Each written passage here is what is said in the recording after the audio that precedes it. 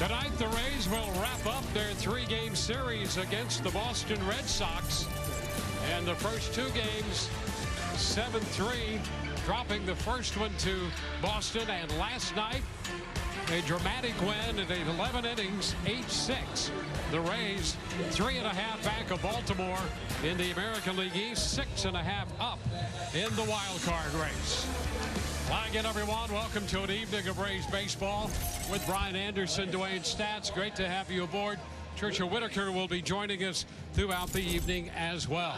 What a finish last night, and Brandon Lowe has 3 walk-offs, 2 of those home runs, and we saw one last night. Making a habit of it. Yep. I mean, the flair for the dramatic for Brandon Lowe, and we saw it last night. We saw it start back in April, and that was against Ronaldo Lopez. And how about this? That hanging slider in the middle of the zone, April the 21st, against those White Sox and Brandon Lowe. That is number 1 on the season. Brent Suter trying to come up and in. Brandon Lowe having none of that. Drives in Oslavis Basabe. That was back in August against the Colorado Rockies when they were here. And then all of a sudden last night, that cutter from Kenley Jansen. By the way, Kenley Jansen had been 20 for his last 20 in save opportunities. Obviously, it wasn't a save opportunity. But listen, that ball absolutely destroyed by Brandon Lowe. Got it out of here and walked this baby off.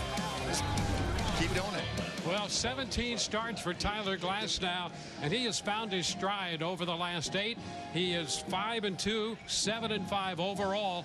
He's on the hill tonight. Yeah, and you're absolutely right about being in a really good rhythm. And I'll tell you, Tyler Glasnow has it all working right now as far as his repertoire, the way that he's being able to space out his pitches with velocity and also movement.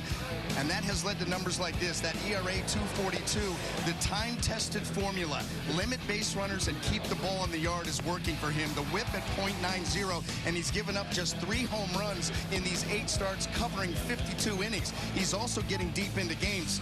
4 times he's gone 6 innings, 4 times he's gone 7 innings. The Rays need a performance like that from him tonight to take this series. So Tyler Glasnow to the hill for the Rays, and Nick Pivetta, a right-hander, will be on the mound for the Boston Red Sox. He has split his season between the bullpen and the rotation. His last start was in the middle of August on the 15th. Bally Sports is brought to you by Frontier. Uncable yourself. Get fiber internet. By Hard Rock Tampa. Anybody can win at Seminole Hard Rock Hotel and Casino, Tampa. By the Florida Lottery, which has generated over $43 billion for Florida's students and schools. And by GTE Financial, where banking is instantly easy. Tonight, the Rays and the Red Sox wrap up this 3-game series. The Rays coming back to win in extra innings last night, 8-6. The series even at a game apiece. And the Rays in the season series have won 8 of 10. Rays baseball against Boston coming up. East rivals from Boston, winning 14 of the last 15 contests against the Red Sox at Tropicana Field. And last night, it was Brandon Lowe playing the hero's role. And a shot down the right field line. Is it fair? It is! A home run, and the Rays win it. Tonight, Brandon looks to power the Rays to the series win.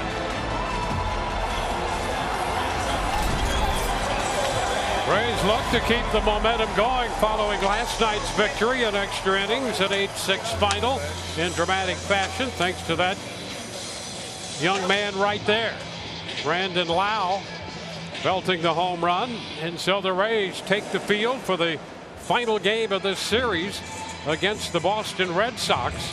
The Rays end with a record of 84-55. 30 of those wins have been comeback wins of one sort or another for the Rays as they pulled it out last night. And they're looking to stay hot in the final weeks of this regular season. Lineup brought to you by your local Ford dealers. For the Boston Red Sox, Wheeler Abreu is going to lead off. He'll be in center. Rafael Devers at third, hitting second. The DH is Justin Turner. Tristan Casas at first base. Adam Duvall in right. Masataka Yoshihide is in left field. Trevor Story is at shortstop. It will be Manuel Valdez at second base, and Connor Wong will do the catching. Well, Tyler Glasnow taking the mound here tonight for the Tampa Bay Rays. Let's take a look at our Toyota Keys, the first 8, last 8, and we talked about those last 8 coming into this ball game. A 5-2 record, ERA of 2.42, and he has been getting deep into games. Those 8 starts cover 52 innings. He's only given up 3 home runs, and he is holding opposing base runners basically. Walks and hits per innings pitched at .90. So he has a really good mix going on right now in a really good spot. And a really good defense behind him. Let's take a look at it. Brought to you by Golden Diamond Source. In the outfield, left to right, we've got Randy Arozarena, Jose Siri, and Luke Raley. Across the infield, third to first, Isak Paredes, Oslavis Basabi, Brandon Lau, and Yandy Diaz. Rene Pinto will be behind the plate. Wilyer Abreu stepping in to get this one started. Groundskeeping to take place in center field. And obliging is Jose Siri to return that baseball to the stands. There you go. What a great way to start the evening. And Almost you wanted to test that arm again. Yes, he did. You got a baseball, you're supposed to throw it. And here is the first pitch of this game. Abreu takes a strike. Fastball at the top of the zone, so we are underway. Abreu was in the leadoff spot in the first game of this series on Monday. 1 ball, 1 strike. Went 1 for 5. Had a double in that game and a run scored. Down in the lineup last night. He sends this one foul. It's a ball, 2 strike count. Boston comes in 72 and 67.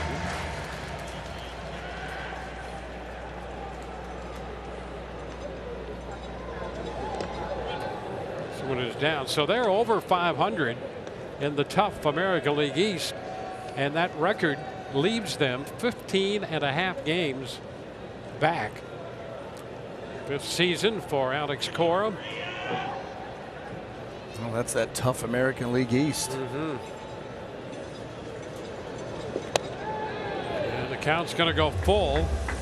Pitch biting down and in.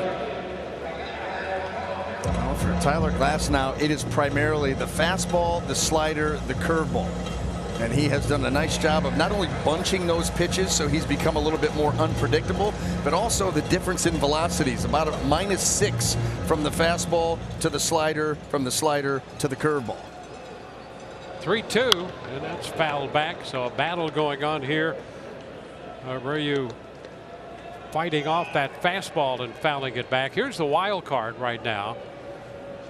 The Rays 7.5 up in the wild card. Mariners and the Rangers. The Blue Jays just dropped a game.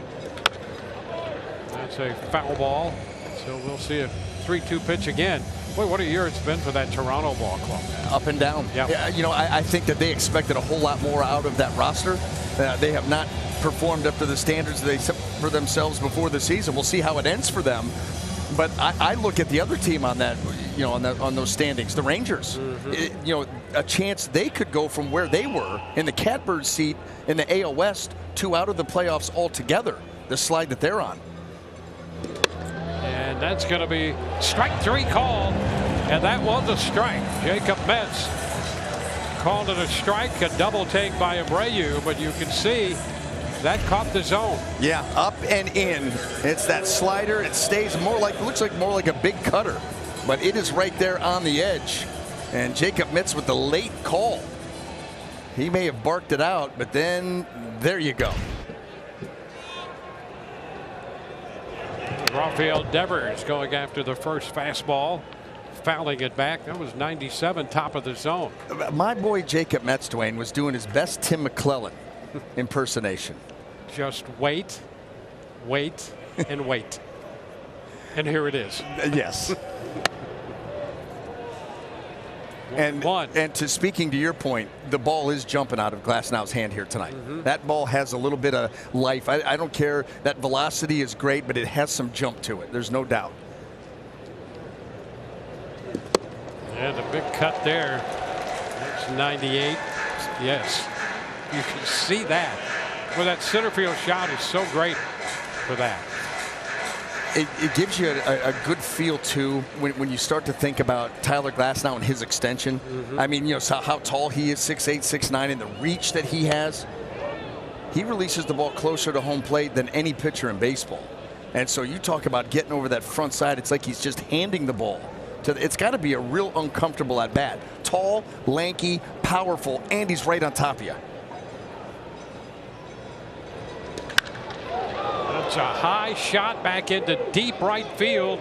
Raley can't find it. That ball hit the ring up there. Hit the wiring, or it hit one of those posts that hold the ring to the top of the. How about that? Yeah, it got real close to the roof, and it went high up one of those poles. I'll show you which one. I don't know if you get a good shot of it. Way up there. It's 110 off the bat. It was and right high. Here. Oh, right there. Goodness. Hit way up there. Hit around in there. So a double as high as it was long. 33rd double for Devers. Here's Turner. And that's a strike. I'll tell you, I was the eyeball. I had a good shot of it. And I'm telling you, remember when Miguel Cano? No. Sano. Miguel Sano a couple years ago. Yeah. Hit the roof with a ball. That was real close. Yep. That was really close, and it hit high off one of those beams up there. I mean, that's a tremendous shot. Oh my gosh. It's fouled back. Well, I guess if you're coming downhill with that velocity and at 51 degrees, if you barrel it, it's going to jump into the air. Boy, did it. Right there's what you're talking about. Support suspended from the top of the dome here and down into one of the rings. And there's a strike call. Turner caught looking, bottom of the zone that time. And Dwayne, you could hear Jacob Metz. He gives the call verbally and then goes in. Here it is, middle of the plate, bottom of the zone. He gives the call verbally, and then he goes into the histrionics. Well, we're liking it so far. So is he. There's Tristan Casas. Ground ball over the mound, up the middle, and there is Basabe from shortstop on the first base side of second, making the play. Double and a man left. When we come back, Yandy Diaz leads it off. Lined up, brought to you by your local Ford dealer. Find Yandy Diaz in the leadoff spot, followed by Brandon Lau, the hero last night. Randy Arozarena is in left, hitting third, with Harold Ramirez, the DH, followed by Luke Raley, then Isaac Paredes, Oslevis Basabe in short, Jose Siri in center, and Rene Pinto will do the catching and bat ninth. Well, towing the rubber tonight for the Boston Red Sox is going to be right-hander Nick Pivetta, our Florida Lottery jackpot stat. He's done a little bit of everything for this team all year long, and you can see as a starter the number's not nearly as good as a reliever, but 11 overall, 4-4 on the record, and a .588 earned run average. Yandy goes after the first pitch, fastball, and fouls it back, strike one. I'll say this, Pivetta has not fared well against the Rays overall, but did have a start against them back in April and went 5 scoreless innings, so he has thrown the ball well against this lineup this season. 1-1.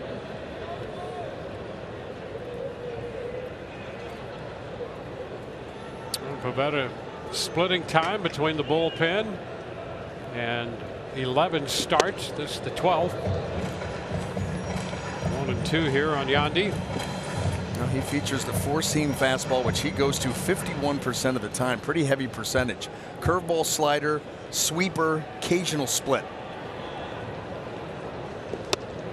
And he gets Jondi on strikes to begin the home half of inning 1. Now let's take a quick look at that Boston defense, brought to you by Gold and Diamond Source. And in the outfield, left to right, we've got Masataka Yoshida, Wilyer Abreu, and Adam Duvall. Across the infield, third and first, Rafael Devers, Trevor Story, and Manuel Valdez, and Tristan Casas. Connor Wong back behind the plate. Brandon Lowe. He misses the fastball. Strike 1. Brandon, 3 of 11 in his career against Pivetta, and 2 of those hits have been home runs. He misses this one down 0-2. It was his home run in the 11th inning that decided the game last night. Second walk-off home run and his third walk-off hit of the year. Boy, what a lift that was for the Rays after Boston had scored a run at the top of the 11th.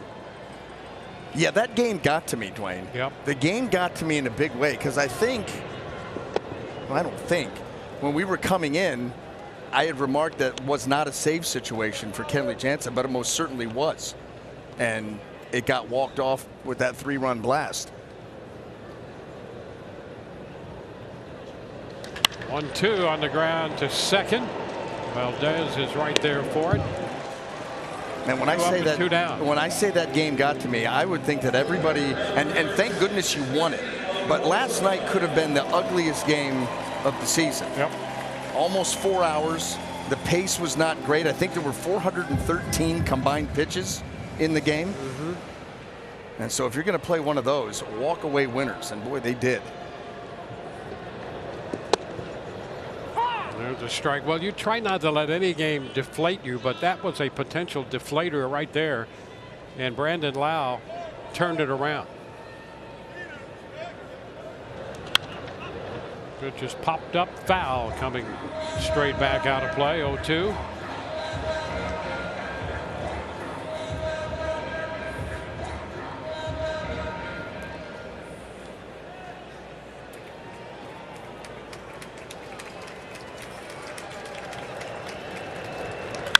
On the ground, gonna go through the left side past the diving Devers. Yoshida returns it to the infield. Always a good sign when Randy Arozarena can get on top of a high velocity fastball that's up in the zone. That fastball was right around the just below the letters, but he gets on top of it and hammers that ball. Rafael Devers, no chance. Well, base runner there for the Rays. For Harold Ramirez. Oh, for Randy to maybe go here. Oh, look at that slide step. Pivetta's given up 11 stolen bases in 12 attempts, and we know Randy loves to be aggressive on the base paths, especially with 2 strikes. Try to get into scoring position for Harold.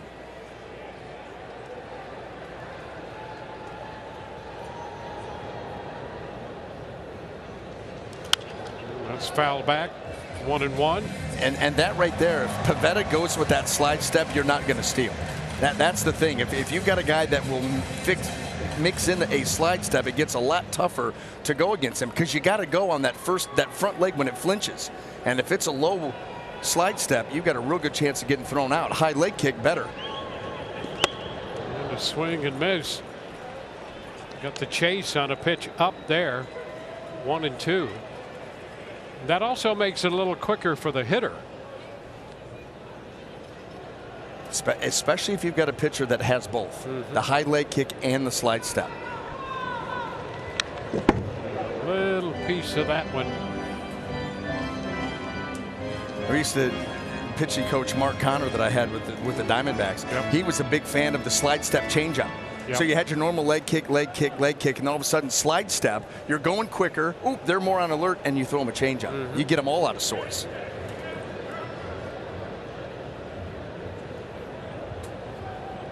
The hold by Pivetta.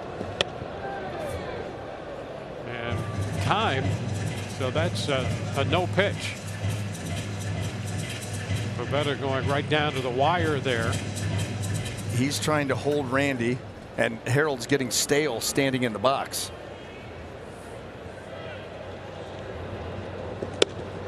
Now 2-2. On the last two, one of them didn't count, but the last two, Pivetta has gone with that higher leg kick. That's the one that you can run on, but it's tough to tell when he's going to use it. But still, only one guy thrown out against him. Starting to stop, and it's swing and miss by Ramirez. And the Rays get the base hit, leave a man. We go to the second inning, scoreless.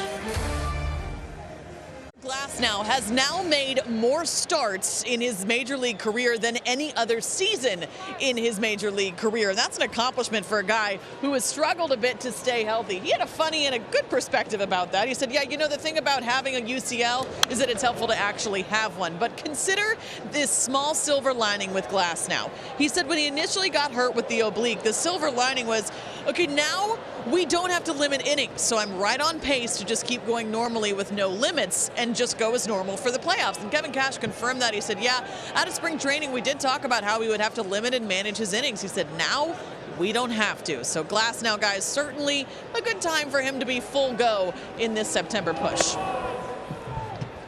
Well, here's Adam Duvall leading off against Tyler Glasnow. The count 1-1. Glasnow more important than ever now in this rotation, the way the Rays have had to shuffle the deck there. And as far as the innings go, you know, he's showing that. The last 8 starts that we've been talking about for Tyler, he's averaging 6.5 innings a start. So that's getting really deep in today's game. And the opposition hitting under 200. Yeah. In fact, just a little over 190 in that stretch. 3 homers in 52 innings. I mean, all the numbers, when you peek behind the curtain, I tell you that it is a guy who is feeling really comfortable and confident out there on the mound right now.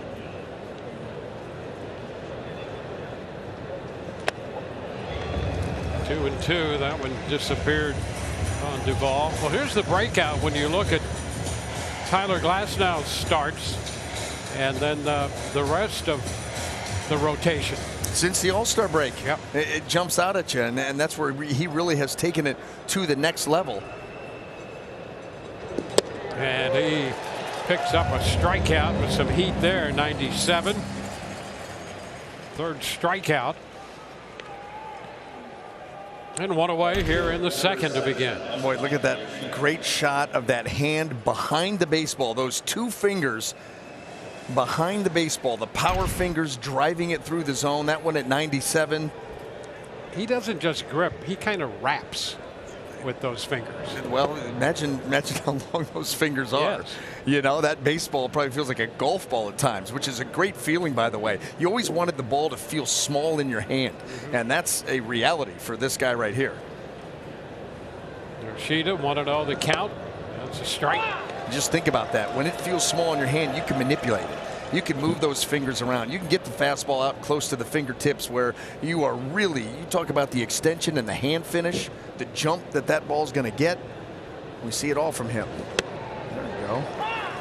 And it's really fun to watch him. He's 6'8". To put all of that together, synchronizing that delivery. He's an athlete. He is a really, really good athlete at 6 feet 8 inches tall. Tap foul, holds the count at a ball, 2 strikes. You know, you see some 6 foot 8 inch pitchers, and there aren't many of them, but some of them are kind of boxy, kind of mechanical, tough to get everything in sync. Yep. But he's a rhythmic 6'8", and he is very athletic. You see how he's got a little bounce when he comes up here, and then ready to go. There you go. And they got just a little piece of that one. Still 1 ball, 2 strikes. Very linear too. That's the other thing that you like. He doesn't pull. He's not falling off into the first base dugout. You know, he's very linear through the zone. That extension and that reach helps. And a swing and miss. Yoshida could not catch up to 98 right there. Back-to-back strikeouts, and both coming swinging at 98. The beauty of power and command. You take 98 and you lay it with a little bit of elevation right on the outer edge. And he was way tardy. Here's Trevor Story, the shortstop.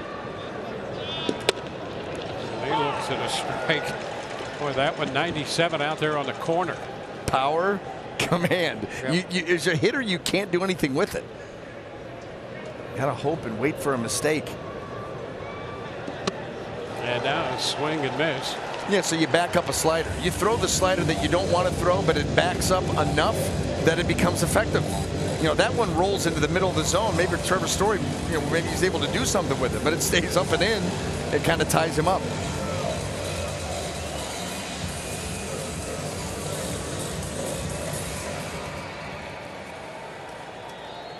Story back in, collecting himself, down 0-2 in the count. And a swing and miss. Boy, how about that? Glass now dominating here in the second inning. He had Story out in front. Scoreless ball games. We head into the bottom of the second inning. Let's take a look at our Febreze Fresh Stats. And that is the season series that has been, as you can see, dominated by the Tampa Bay Rays. I mean, across the board, you know, these are dominant enough stats that you kind of wonder how Boston even got two. I mean, you look at the home runs almost doubled, but the runs in general, the ERA of both the starters and the bullpen, well in the Rays' favor. Yeah, the Rays 5-1 against them here at Tropicana Field. Luke Raley takes a strike. And over the last 5 years, the Rays are 50-27 against Boston. Boy, those are hard to believe numbers. That's a liner into center, going to drop for a base hit. A big hop to Abreu out there, and Luke Raley leads off with a single.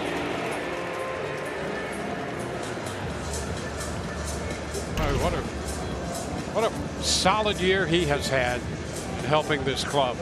You know, you think about coming down to the end of spring training, you know, you really could make the case that Luke Raley, Josh Lowe were the last two position players to make the club, fighting all the way down to the very end. And the contributions that they've made to this team, boy, they have been so important. Here's another guy, Isaac Paredes, 86 runs batted in, 27 home runs. Here's Josh Lowe. He's been outstanding. It's been a fun group to watch, that's for sure. A little wide right there, 1-1. Paredes with 8 lifetime at bats against Pivetta. He's 3 for 8, 2 of those hits home runs. Runner takes off. The pitch is a ball, and the throw is not going to be in time. And Raley, who from time to time will use the element of surprise to the point where that's 14 stolen bases for him. Nobody thinks he's going to go, and Pivetta gets caught with the high leg kick. That is when he is vulnerable to the stolen base. We saw with Randy Arozarena over there at first base, there were a lot of slide steps. Not there, and that doesn't give Wong enough time to get the ball down to Valdez. Raley's already there. And in scoring position, 2-1 the count. Paredes pops it up. That ball right at the plate, and turning around, the catcher, Wong, all he did was stand up, turn around, and make the catch right there at the plate. You don't see that very often. Not straight up and down from whence it came.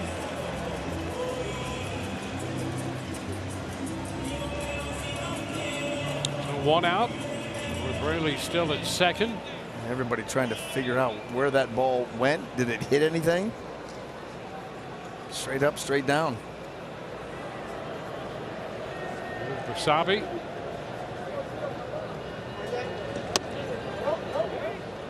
And he checked in time. The Rays with their first scoring opportunity. Single by Raley, stolen base.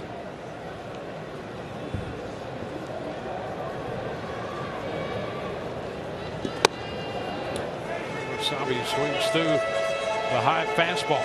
1-1.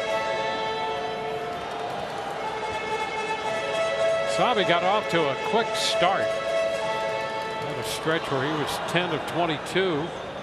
Things have been a little cooler lately. But in 2-1.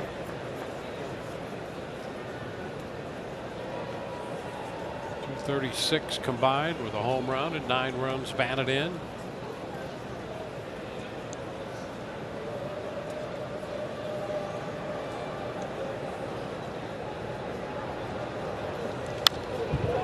fouls the fastball.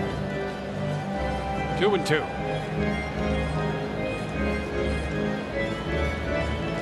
Pivetta last year, strictly in the rotation, he made 33 starts. He was 10-12 with a 4.56. He's 9-7 with a 4.49 this year coming into the game tonight. Ground ball to the right side and a race to the bag. Boy, Pivetta getting over there, took that toss from Casas. And Raley advances to third. I don't think that Tristan was in any way even thinking about trying to make this play himself. You think he may sprint over to the bag, but instead he relies on his pitcher, and it becomes a foot race. Pivetta, at least he's falling that way, and he's headed that way. Now you got to finish it. Ooh, just does. Yeah, that's closer than Boston would have liked, for sure. Without a doubt. That was not the cleanest of plays. Now man at third with 2 outs. Here is Jose Siri. 25 home runs on the year for the Rays center fielder.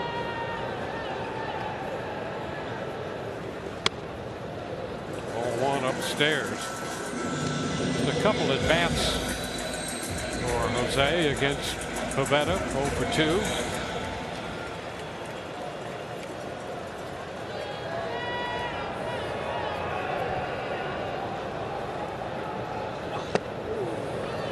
One.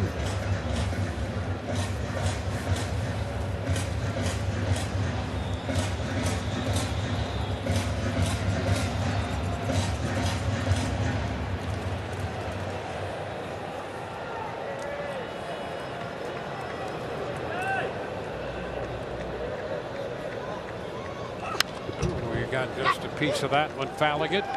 1-2. Did you see the swing from Siri and the reaction when he fouled it off? He wanted that pitch. This is a four-seamer where he gets his arms extended and just gets under it right there, yelling at himself. Feels like he let one get away.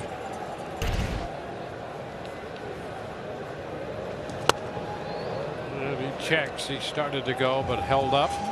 Confirmed by David Rackley. He did not go.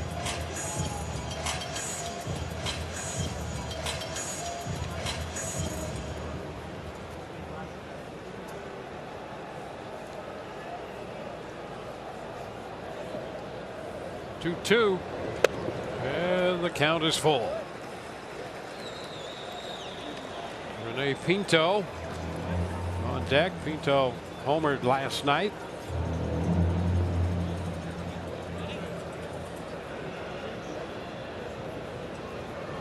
And the full count pitch from Pivetta. Siri swings, sending a fly ball into left. Yoshida with a lot of room out there makes the catch. Rays put the leadoff man on and leave him there. We're headed into the third inning. We're going to be chatting with Tino Martinez. Looking forward to that.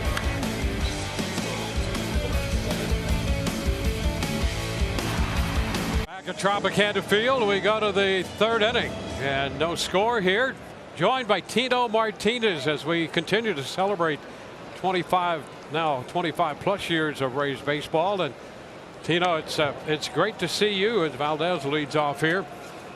Great to be here. You look as if you could put the uniform on and swing that bat. I wish. I saw him in the demo, Dwayne, out there with Doug, and he was swinging the bat. Yeah, a little half swing there, here and there. I wish. But it's great to be back here in the Trop and watching this team, this great team they have again this year.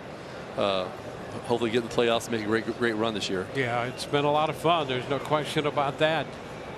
And I think there's a base hit the other way by Valdez toward left center, and Randy cuts it off. What was that like for you at the end of your career, coming back here and getting a chance to play with a young Tampa Bay team, and having a great year yourself? I mean, outstanding on base percentage, hit 23 bombs that year, and we're mentoring the young guys. Yeah, it was great. I was my career was winding down, and Lou Piniella was the manager here, and he told me, hey, would you mind coming over? We trade for you to help out with the young team. I know you've been playing with the Cardinals and the Yankees and all that. I said, yeah, I would love it. And I knew they had Carl Crawford coming up, Rocco Baldelli, Aubrey Huff, a great young group of guys. And it was a lot of fun to just come here and play that whole season with those guys and watch them grow and develop, and try to just teach them as much as I could in 1 year, and they all turn out to be great players and great people. Strike the count here on Connor Wong with a runner at first. Up the right side. Raley's going to go back to the track, to the wall, and it's going to be off the wall. Down he goes. Around second, on his way to third, Valdez. They're going to wave him to the plate. He will score standing up, and all the way to third goes Connor Wong. And Boston grabs the early lead here on the triple by their catcher. Well, Luke Raley trying to track that ball into the corner. Four-seam fastball. Wong hits it well, middle of the plate down, and it had some great carry. We've seen the ball carry here tonight, and this just outside of that glove and into the wall Luke Raley goes, but able to track it down and keep Wong at third. Unfortunately, Valdez scores. And now the top side of the lineup for Boston with the infield up. What was that like for you? We had that shot of all your the accolades in amateur baseball through everything was here in Tampa. Everything. You know, Jefferson High School with Luis Gonzalez. Yep, former teammate. Yeah. Great friend of yours. You know, University of Tampa, 3-time All-American, won a gold medal. Yes. In '88, correct? 88. In Seoul, Korea. Yeah. In Seoul, Korea, Golden Spikes Award, and then you go to Seattle. Then you go to. It's not close. It's not close. Yeah, correct. You know what? They're the only team. You know, I remember back then, there was no ESPN, so you didn't know when you were going to get drafted or if you were going to get drafted at all. You just had to sit by the phone all day and wait. And before the draft, pre-draft, they come out and they give you workouts. And I did every team's workout. I never heard from the Seattle Mariners whatsoever, not even a scout or anybody. So when the phone rang that day, I'm thinking it's going to be the Reds or the Boston Red Sox. They drafted me out of high school. And all of a sudden, it's the Seattle Mariners. I'm going, I got the phone. I'm like, yeah, this is Luke Wren from the Seattle Mariners, the scout who drafted me. And I'm like, I go, Seattle? I didn't say it out loud. I go, wow. And I kept thinking at that point, you know, they weren't a very good organization winning-wise. And Ken Griffey Jr. may have just gotten there, if that. I didn't know any other player on the team. Wow. The ones that you don't suspect. Yeah. The one that comes in and grabs you. Yeah, because, you know, back then we didn't have, baseball on TV like ESPN, you know, Thursdays, Saturdays. Yep. We had maybe one game a week. That was it. And the Mariners were rarely ever on that game of the week. So I really didn't know anything about them. Same thing. I had a similar experience when I got drafted, and I got prank phone called by a buddy of mine. That, you know, because you're right. You sat there. There was no ticker. There was no show. There was nothing. You sat by, and if the phone rang, you answer it, and off you go. Well, Abreu out on strikes, and now Rafael Devers fouls that first pitch back. Tino, tell us a little bit about growing up here and playing the game, because it's been such a hotbed of baseball for years here, generation after generation. Yeah, so I grew up in the West Tampa area, kind of around Raymond James Stadium over there, and that's considered West Tampa. And all we did in West Tampa was play baseball. You know, when I was young, we didn't play soccer, and soccer wasn't really big yet here, and there was no lacrosse. Yep. We didn't have those kind of sports. We were all playing baseball almost year round, you know, by choice, not like travel ball, but Little League baseball, summer baseball, then off in the fall for play basketball at your school, whatever you did. But it was just almost a way of life where the guys before us all did it. In Ybor City, the older men played in Ybor City, and it was just a big hot topic and a hot sport growing up. 2 strikes here on Devers with a runner at third, a run home for Boston. Not to mention playing with a lot of really good players. A lot of really good players. Oh, what a great stop by Basabe. The throw to first got him, and holding at third is Wong. Outstanding play. Basabe diving to his left and coming up with that ball. Number one, to stop it, and then to get the throw away to complete the out at first. Here's another look. Well, kind of shading that way, and that allowed him to make that super athletic play. But then you got to get the throw off. The throw off from laying down. One thing to get it. That's great. Now, can you finish it? And he's able to do it. What a play. Right. He may have hurt his wrist there a little bit. His wrist just went right under his body, and I thought, oh no, he got hurt, but he seems to be all right. Well, he's been impressive. There's no question about that. To shake that off of that wrist, you see there, flinching that hand. You can still see him moving it out there, working it around. Turner fouls it back for a strike. Always like to ask guys this. What was your approach at the plate? Like, what were you looking to do mechanically, mentally, whatever it may be? Yeah, my approach in batting practice was staying gap to gap. I tried to hit the ball from left center to right center and not really pull the ball down the line to the poles. Just stay gap to gap, because that really, I felt like it groomed my swing. So when the game came and I got a fastball in or a hanging curveball, I would just react to it and turn on it if it was the pitch where it was supposed to be. I wasn't my approach was middle. Like I said, if the ball was inside, I just react and turn on it, and I just tried to use the whole field. That's the one thing that I remember about you, facing you and watching you play, is it felt like your bat was in the zone for an awful long time. Like you see some guys, it's in, it's out. Right. And yours seemed to just be in the zone an awful long time, and that kind of speaks to the approach you're talking about. Yeah, I used the whole field. I had power probably from right center to right field. I wasn't an opposite field type of home run guy. I didn't have that kind of power. So I would look for the ball, basically, middle in, middle away. And if it was away, I would just hit the ball left field, but I couldn't hit it for home runs. But the ball middle in, I could turn on it pretty easier, I guess you could say. Do you realize that you would have been stuck at 335 home runs if it wasn't for me? 4 times. 4 times? 4 times oh, you got. Man, I didn't know that. Yeah, I didn't know that. I didn't know that either. Okay. The guys down in the truck ended up giving me that. I didn't know that. We were talking about it, and I said, I will tell you about Tino Martinez. I said, he was a problem. He was a problem. And there you go. I didn't know that, yeah. Yeah, yeah. Okay. Yeah, no, for me, you want the left-on-left matchup, but you were not an easy left-on-left matchup, and I didn't have that kind of breaking ball that had big-time depth. Right. So with you staying like you just described, made it real tough. I had to be almost perfect against you. Yeah. Tell us about that World Series and what you remember most. Wow, so many things that World Series happened. First of all, it's 9/11 going on, and we go to Arizona and basically got our butts kicked. I mean, we didn't have a chance in Arizona. So getting back to New York and with President George Bush throwing out the first pitch in Game 3 was a real, I would say, a highlight, I guess you could say, in a tough situation with all the people, the fans going crazy, and there's security guards everywhere, snipers on the buildings, just to start the Game 3, and then. It was a tough game that game. We wound up winning that game, which was good for us. We needed to get back in it. But then, obviously, in Game 4, hitting the 9th inning home run to tie the game was obviously a big memory for me. And to go on to win that one in the 10th inning with Derek Jeter hitting the walk-off and became Mr. November. Do you remember that headline? Yeah. New York Post the next right day. away. Yes. Well, and it's funny, too, because Game 3, I started that game. And so after those first 2 in Arizona, we're coming in, and I'm saying to myself, look, they can't go down 3-0. Yeah. So you're going to get their best bolt. President Bush is throwing out the first pitch, and Clemens is towing the rubber against you. Yeah. This is going to be a bar fight. Yeah. One of those, which it was. You guys won, and then all of a sudden you're the guy, the hero in Game 4. Yeah. I was coming up the tunnel and thinking that the game was going to be over, and all of a sudden I heard the crack of the bat and the roar of the crowd before I actually saw it, and I said, no, he did not. No, he did not, and there it went. Well, Glass now limits the damage to just the 1 run. He gets the strikeout looking of Turner. Rene Pinto is going to lead off the bottom of the 3rd for the Rays. Now trail Boston 1-0, and the first pitch is a strike.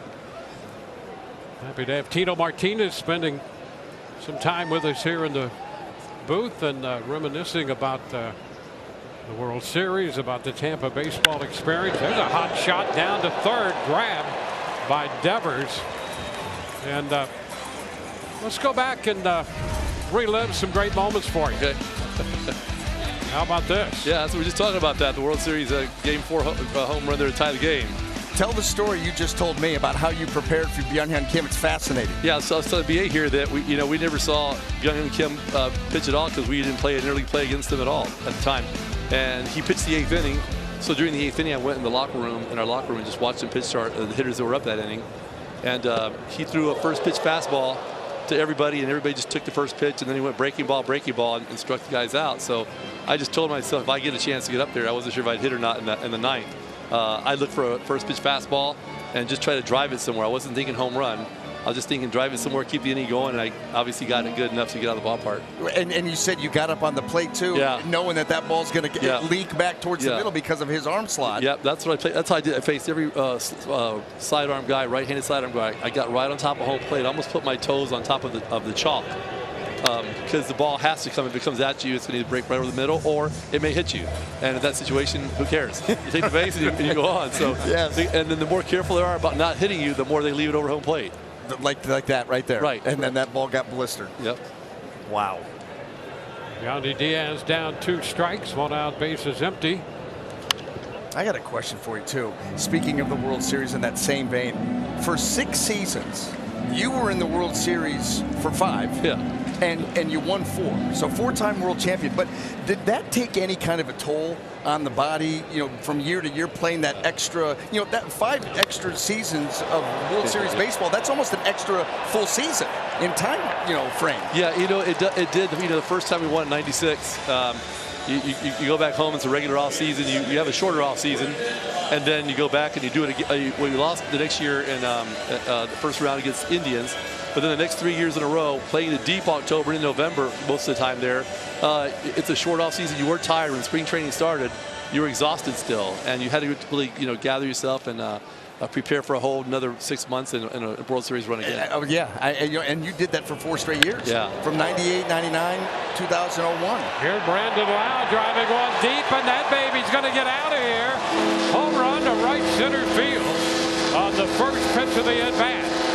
Now Brandon Lowe, who walked it off last night, ties the game in the bottom of the 3rd inning with a 416-foot blast connecting off Pivetta. You break this down for us. Yeah, okay.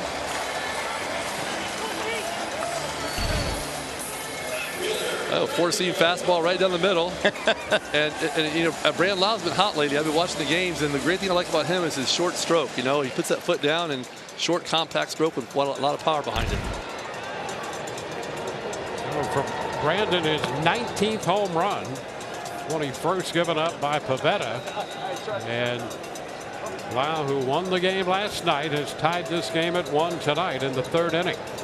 What did you think about your hand placement with your swing? What was the thought process there about having a short, compact swing? Yeah, I put my hands even with my shoulders. I didn't leave them above my shoulders or below my shoulders. I just wanted to keep them shoulder height and just bring my hands straight back, 4 or 5 inches, and then that's it. And then just keep it and then go from there.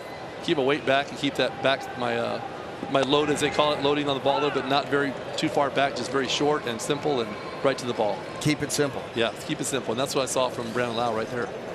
Yeah, he does have those hands kind of low, like Albert Bell. Albert Bell used to have his hands look like almost in the middle of his body, and then he brings them up. Yeah. Now the 2-1 to Rosarena. And that squares it at 2 balls, 2 strikes. Boston a run in the top of the 3rd, and Lowe's home run answering in the bottom of the 3rd for the Rays.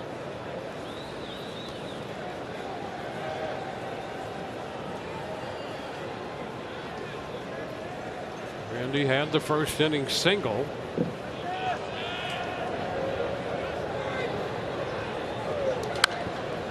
Pops it up right side.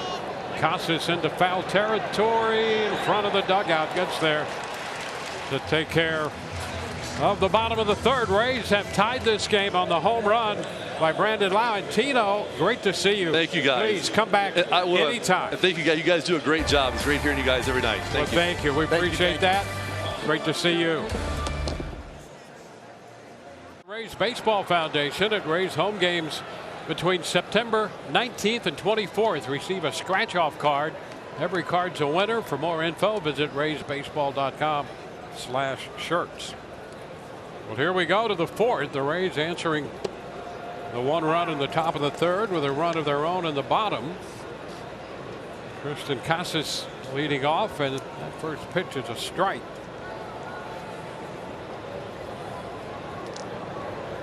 Casas has been a hot hitter for Boston, and he checked in time.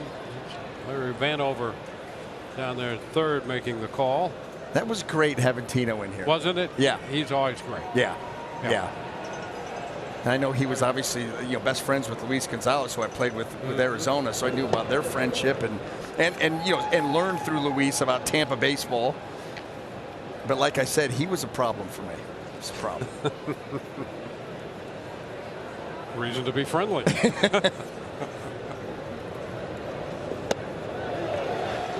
Well, and he was here when they were still trying to get things going, and I think the idea that Lou called and said, look, we've got some young players, and if we can get you over here, what do you think? And a guy like him is a perfect guy to have with young, talented players coming in. I pitched against that team here at the Trop, and I think he may have been in the lineup. Yep.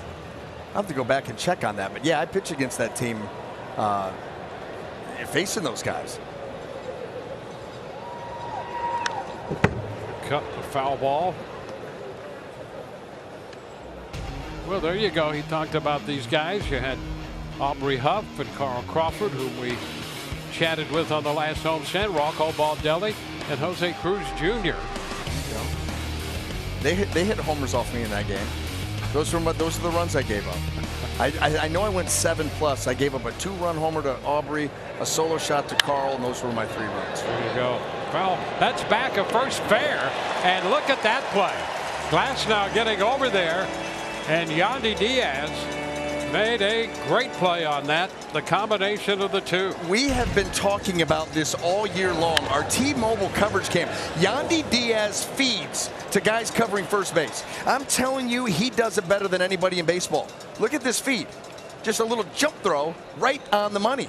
I'm telling you, he's like a point guard out there. We talk about pitchers manipulating the ball. He's great with that. There's off balance and right where you want it to be. Every time. Yeah. Whether he's throwing to second base to try to start a double play, or he's throwing it from different arm angles and different positions to pitchers covering. He is the best at it. A couple of defensive stars in the scorebook here, one by Basabe and that one by Yandy. And 0-2 on Duvall.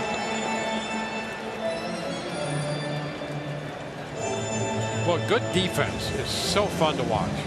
The athleticism and the challenge of making a play, and you've got the runner coming down the line. Clock's ticking. Oh, what a great play.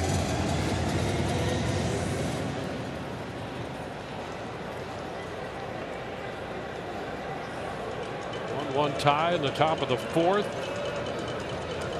0-2, and Duvall is out on strikes, 98. Well, he struck him out on 98, got him swinging in the 2nd inning, and again here in the 4th. There's that 4-seam fastball. We remarked on it early. The first couple we saw, they had that late life and jump. Not that they don't always have it, but it looked tonight like that ball was jumping out of his hand, and you're seeing it. The velocity and the life. And a cut and miss by Masataka Yoshida. 8 strikeouts for Glasnow, 2 outs into the 4th.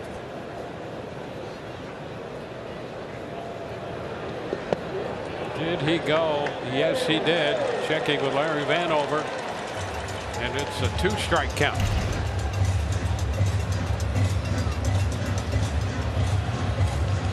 They're in front of the plate.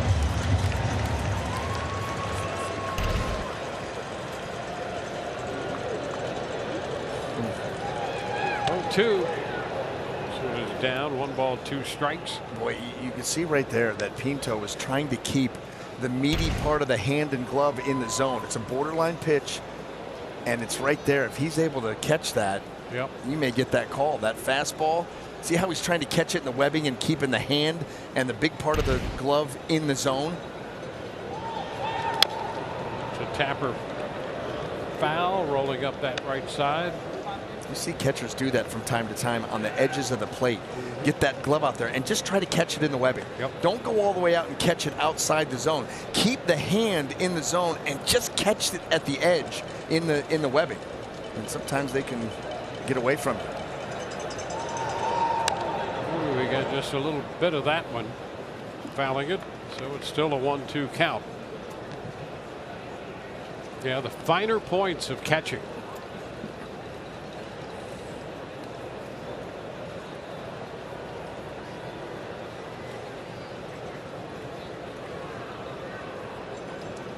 One, two, one more time, and this is a little tapper, first base line, and the throw to first. Oh, safe. Boy, the Rays thought they had him. A safe call by David Rackley down there, and right now it'll stand as a base hit. And Yandy Diaz immediately pointed in the dugout, and they're going to challenge it. That was a quick decision, and this isn't even close. He is out. Yep. Well, they made the right decision there to make a play on that ball. They could have waited to see if it could go foul, but they decided to make that play at first.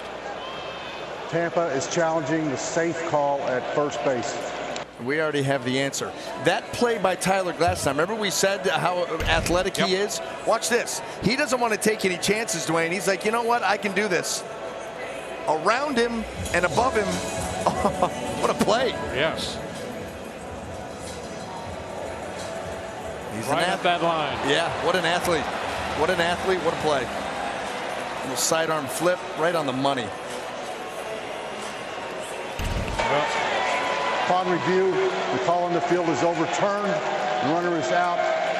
They retain the challenge. so they've overturned that call. A 1, 2, 3, 4th. We're tied 1-1.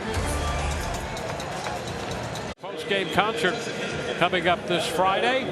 After the Rays take on the Mariners, get your tickets and field wristbands at raysbaseball.com/concerts. That's when Tina was winning all of his rings.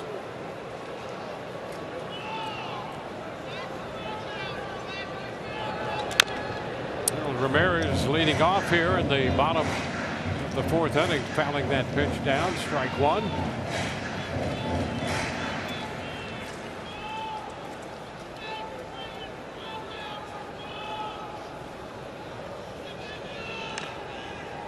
A little bit of that when nothing in 2. Speaking of that, both of you guys had a little run in postseason.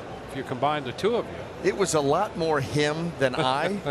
But yeah, between '96 and 2001, we were in the World Series every year. Yep. So he was there in '96, not in '97. I was there with Cleveland in '97, and then he was there '98, '99, 2000, and we were both there in 2001. So quite the little run. Although his championship ratio to me is 4-1, so he's got a definite advantage in appearances and wins. Well, it just what a great thing to get there like that. Those Yankee teams that he played on, you talk about loaded. Yep. Ramirez chasing a pitch in the dirt. He's out on strikes for the second time, and here's a first pitch strike to Luke Raley. And a 1-1 tie. Rays tied it on the home run by Brandon Lau. 2.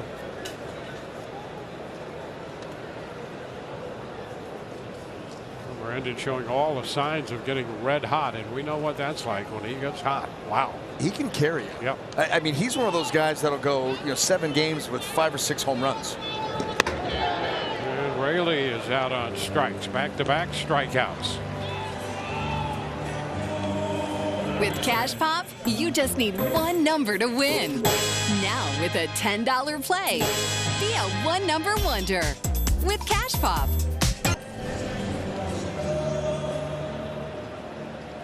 Isak Paredes.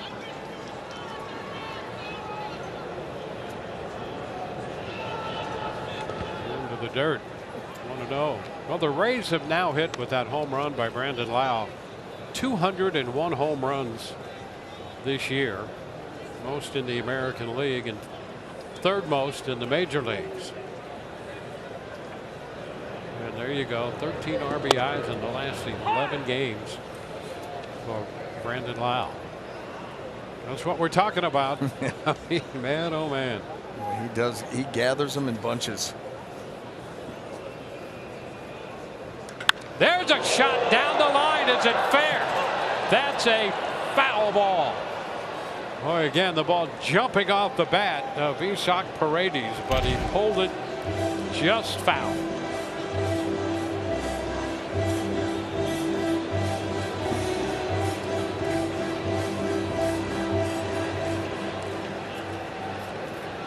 Great position there by Jacob Metz, just to make sure.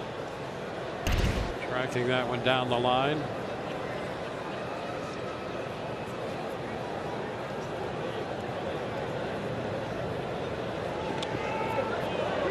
Wow, this one bounces and winds up on the top of the screen.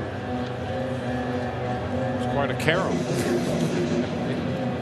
We've seen the baseball do some funny things here in this Been ball. lively, yes. 2-2 now. And a little down. Boy, you could see Pivetta wanting that called. He was ready to go to the dugout. Drives the fastball down off the slide step. It is really close. Borderline pitch. And a fly ball down the line. That's got some height to it, and it's going to get it. Home run on the 3-2 pitch. Isaac Paredes gives the Rays a 2-1 lead.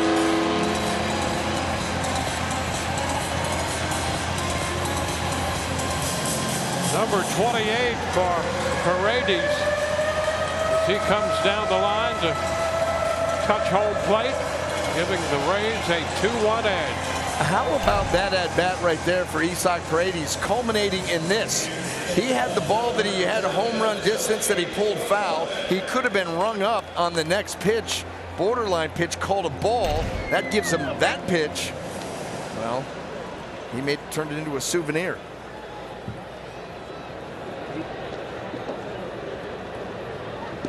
A big cut and miss by Basabe. So the Rays with the Brandon Lowe home run in the third and the home run by Paredes here in the fourth inning. Both 2-out home runs in the inning. 2 strikes the count for Slavis Basabe.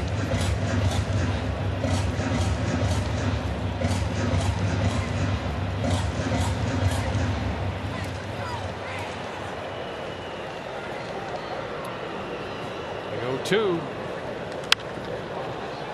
Popped up, foul ball. Casas after it. He thought he had room, wasn't sure, unsure of that. And that's going to be a no play. But Basabe's still alive. Here it is.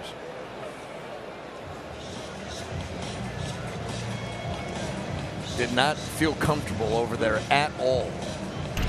You know, he's tall enough that if he gets over to that pole, he's going to reach up above and be able to catch that. But he got caught feeling for it and just kind of, dare I say, gator arming it.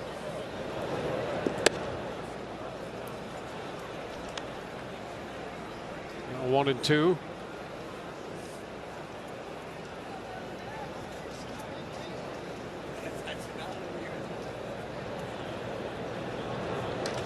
And the base hit up the middle. Now Basabe gets a chance again during the at-bat and lines it right into center field. Watch where this pitch is and how handsy this swing is by Basabe. He just kind of rolls those hands through the zone really quick on a pitch that's up and away. Boy, that's outstanding. On top of the zone and just throw the hands at it.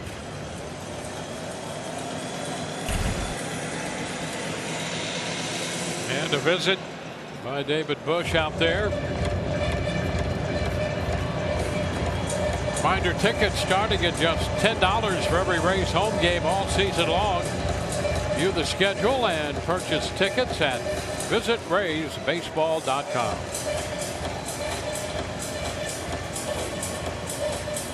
Jose Siri will bat. Rays have taken a 2-1 lead. Basabe with a 2-out single. Jose Siri about to step in.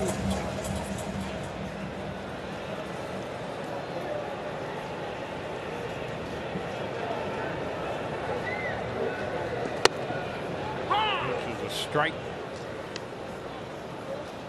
64 pitches for Pivetta. His last outing was on the 2nd in Kansas City. He pitched 3 innings in that game.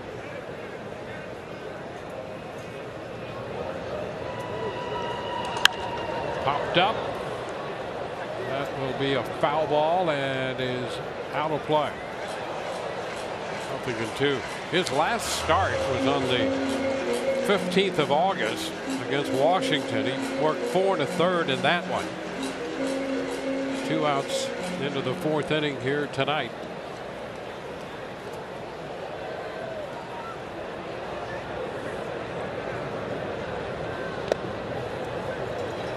One and two.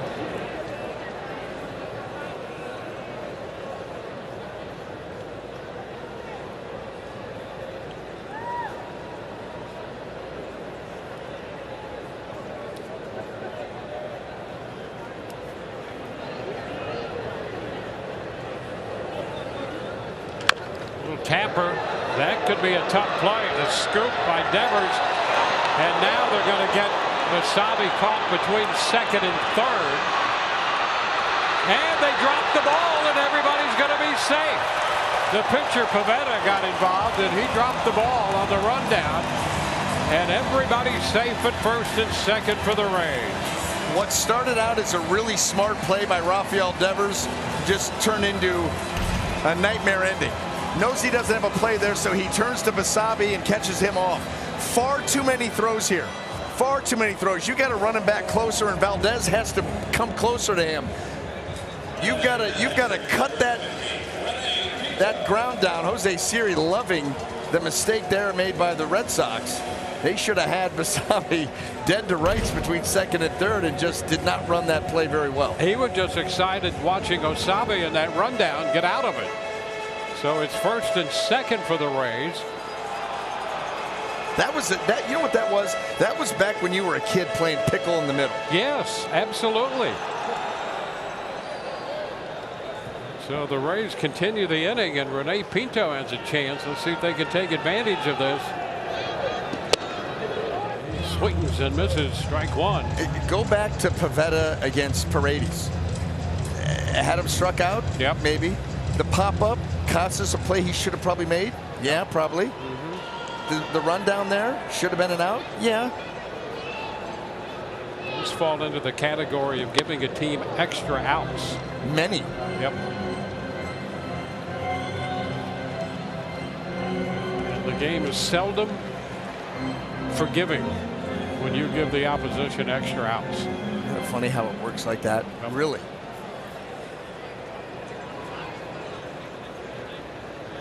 Two strikes. Upstairs. Oh, strike three call. Pinto thought the pitch was up, still thinks it was up as he stands looking at Jacob Metz.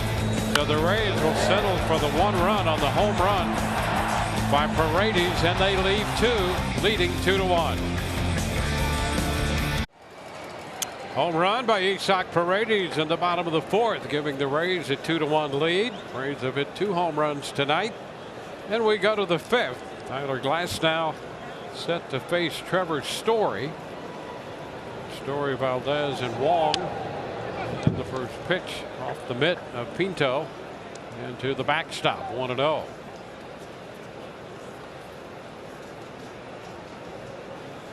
Story 1 for 4 in the first game of the series on Monday.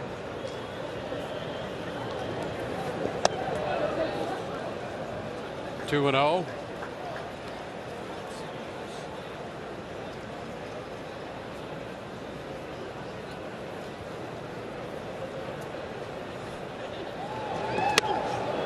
And he moves away from that pitch in 3-0.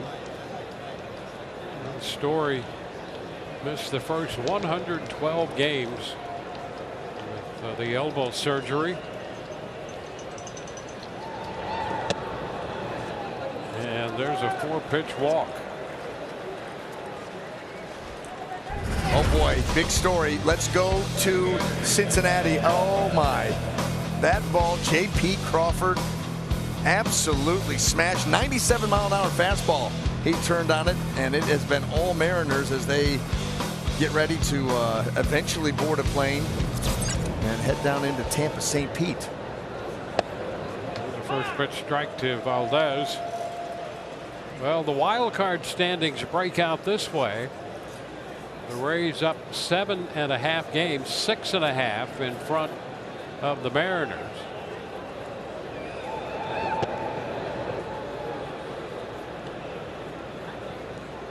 1-1 the count. Getaway night game for Mariners Reds. Yep. And then tomorrow night, first game of a 4-game series for the Rays and Seattle.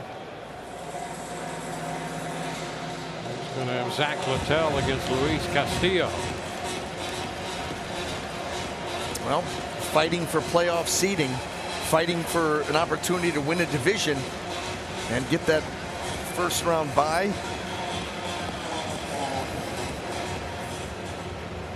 Yeah, those are going to be 4 very important games for the Rays. When you look at this schedule, there's some challenging series coming up. That's a foul ball. Boy, another great stop down there at first, and Yandy then made the play at second. But the first base umpire, David Rackley, was calling it foul. I actually think Kyle Hudson down there, the first base coach, was trying to make that a fair ball. I think his call was fair. And Yandy made a great pickup on it, a foul ball, and so the count is still 1-2. He may get fined for that. I know. I saw that. What's going on there? And a cut and miss. Valdez out on strikes. He may have been pointing it fair, thinking it's going to get by Yandy. Yeah, and then before he knew what he was doing, Yandy made the stop.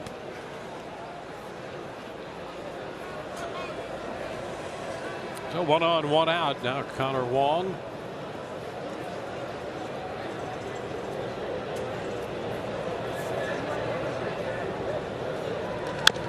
Foul ball, strike 1.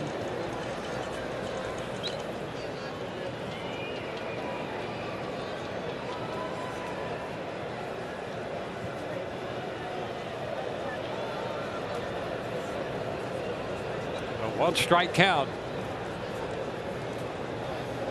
Runner takes off. The pitch is down, and there's no throw. A stolen base for Story. That's his 6th. That's the 15th and 16 attempts against Tyler. And right there, yeah, that's probably a good hold. Pinto really did not have an opportunity. Story got a good jump.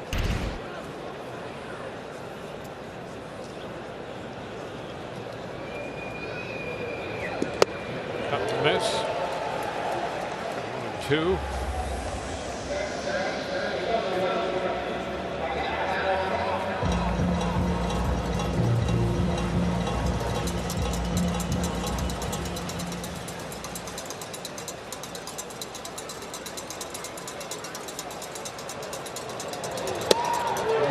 Pitch. Oh my. We were looking for that delayed arm, and maybe the call on that easily could have been strike 3. I mean, middle of the plate, it was framed perfectly by Pinto, and the body language tells you. How'd you miss that one? There's a swing and miss. Pitch biting down and away. Wong is out on strikes. Back-to-back strikeouts here. And 10 strikeouts tonight. Through 4 2/3 for Tyler Glasnow.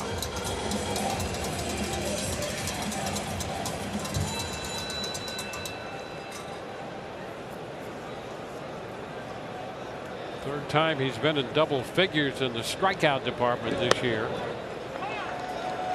And there's a strike to Abreu. Leadoff walk, the steal of second, strikeouts of Valdez and Wong. Story at second, a strike on Wilyer Abreu. 1-2. Glasnow had 11 strikeouts in Seattle on the 1st of July. That followed up a 12 strikeout performance against Kansas City here at the Trop on June the 25th. And a swing and miss. Throw down to first to complete the strikeout. Pinto to Diaz. 3 strikeouts in the inning And the Rays lead this game 2-1. Fifth inning brought to you by your local Buick dealers. Take them to school as well with MLB.tv. Receive a free subscription to MLB.tv. You attend a game. Blackout and other restrictions apply. For details, visit MLB.tv.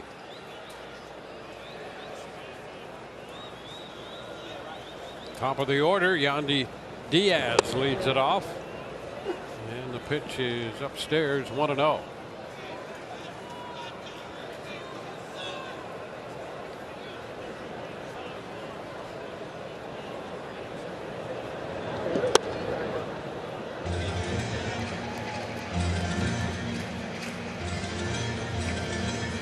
The count.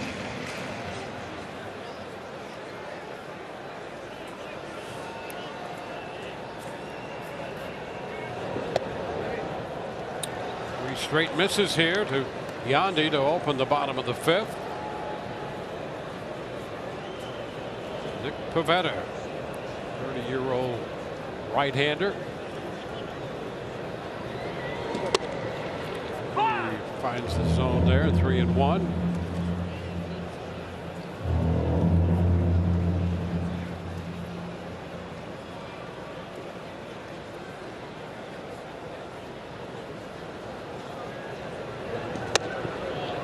Yandy draws a walk to begin the inning.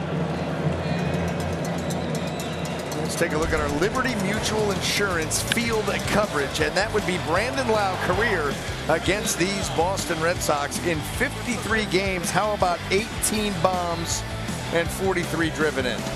Having his way with Red Sox pitching. And showing all the signs of being in the zone with another home run tonight. Strike one. Rays with 2 home runs in this game.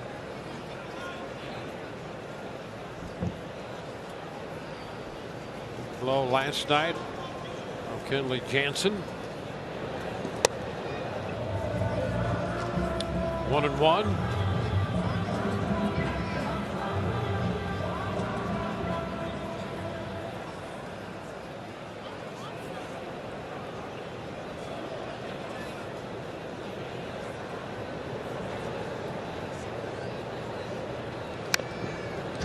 Foul back.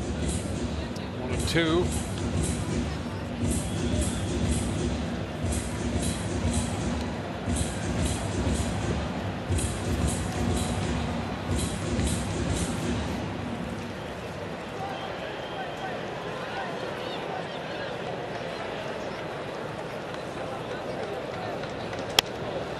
By the way, those numbers, if you take them out over the course of a full 162 game season, that's a 55 home run pace that he has against the Red Sox.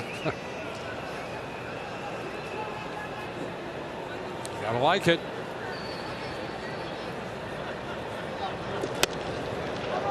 And the full count.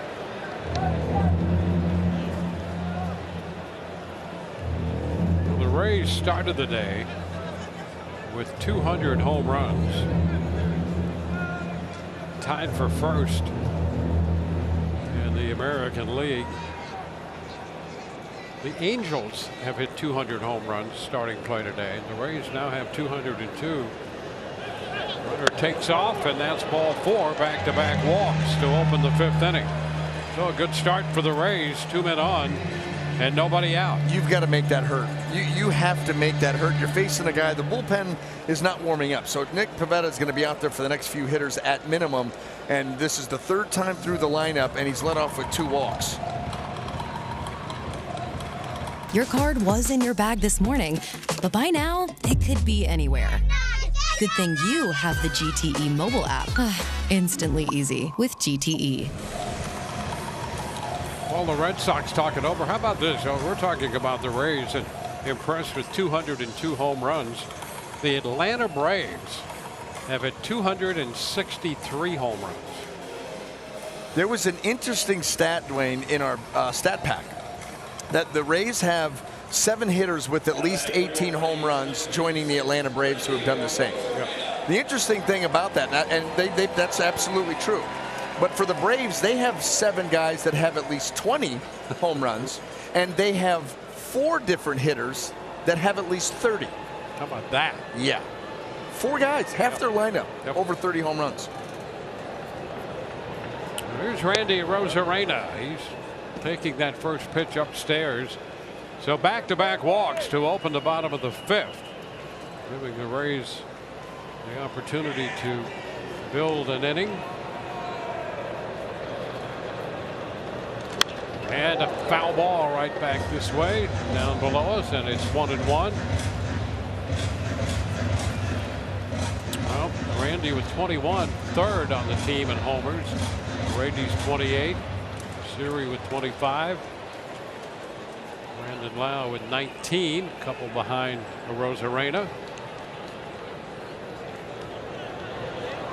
Ground ball headed toward the middle. Story out in second and over to first for the double play. Nicely done by Boston, with Story getting over there and just hanging that ball in the air for Valdez, and then the completion of the double play. Well, there it is. You got to glove it first, and that's that little flip. Nice job handling that flip by Valdez. It was right up by his ear, and he's able to glove it, get the throw on its way, and Boston close to wiggling themselves out of this inning. See what Harold Ramirez can do, looking for his first hit.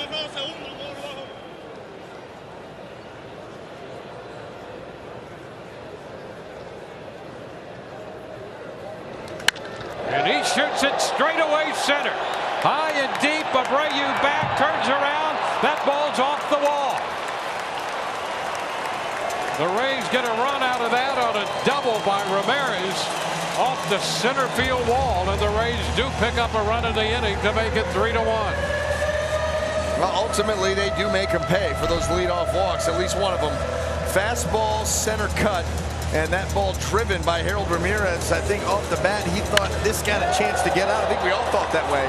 And Wheeler Abreu doesn't get the best route on it, kind of over the other shoulder, so he just turns and plays it off the wall. And well, Nick Pivetta coming to an end. So the Red Sox make a call to the bullpen, brought to you by the Florida Lottery. In the bottom of the 5th inning, try the one-number wonder, Cash Pop. Now with a $10 play for bigger prizes. With 5 drawings a day, it takes just 1 number to win. Get yours today. The Florida Lottery. Must be 18 or older to play. Play responsibly. Uh-oh, big story. Arlington, Texas. Scherzer, Verlander in the ball game here tonight, and that ball drilled by Yordan Alvarez, and it just sneaks over the wall. How about that? 410. It's the kind of power that that young man has, and they are early up on the Rangers 2-0. The beatdown that they put on them last night, and you just wonder how much the Houston Astros are inside the dome of the Texas Rangers. As that Rangers free fall continues. Verlander and Scherzer both dealt in the summer when the Mets made those deals, and they were facing each other for the first time in their careers. Wow. And here, Pivetta out after 85 pitches. Bernardino in there against the left-handed bat of Luke Raley. 1-0 the count. Bernardino has not allowed an inherited runner to score since the 12th of June. Stranded 13.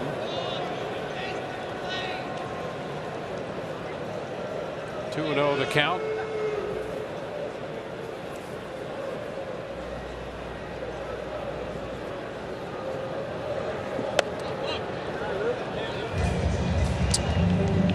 Nothing.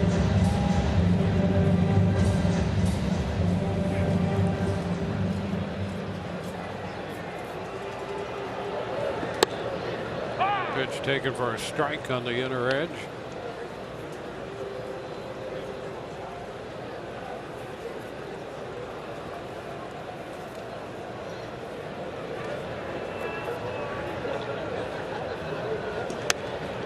And that's ball 4. Just a bit wide there. The walk will send Raley to first. And it will bring up the right-handed bat of Ishak Paredes. Well, let's take a look here. Brennan Bernardino going for that outside edge, and Wong trying to help him, but that pitch is off. Good take there by Raley. Well, what did the Rays walk? 9 times in last night's game? The Rays last night walked at least 8 times, and I'd have to maybe check, you know, that 11th inning. The scoreboard got a little messy there. Well, anyway, they walked a ton. Yeah, showing good discipline against this Boston pitching staff that will walk some guys.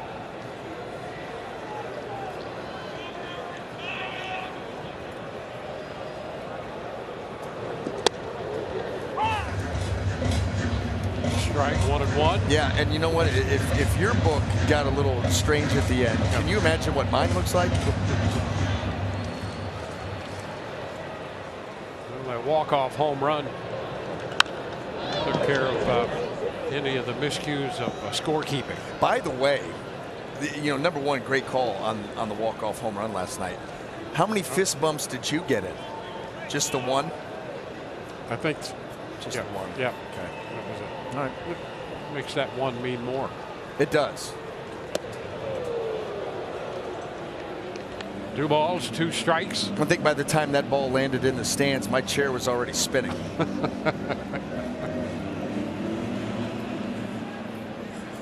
That's a nice maneuver, too. The stairs are to my left. And there's a pitch going to the backstop.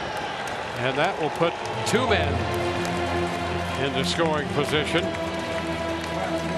So a wild pitch, moving Ramirez to third and Raley up to second. Boy, a 2-seam fastball. They're trying to front door it, and he just yanked it, way yanked it, right off the glove of Wong.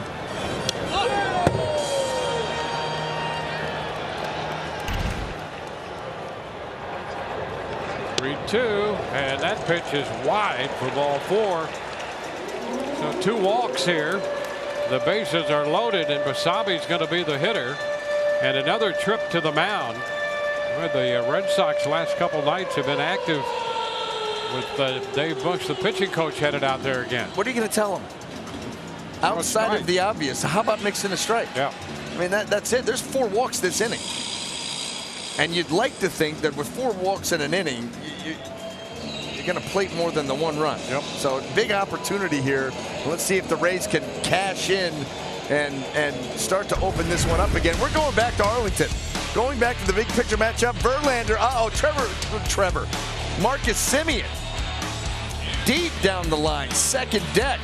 Trevor Simeon's the football guy. Listen, it's football season, Dwayne. It starts tomorrow night. I'm into it. We'll work our way through it. That's Marcus. Anyway, some bombs here by those 2 teams. Well, here is Basabe, who had a base hit in the 4th inning. Chance to do more damage.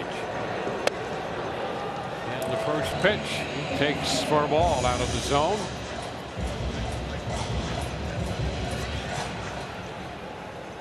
Ramirez third, Raley second, Paredes at first. And another pitch in off the plate. 2-0.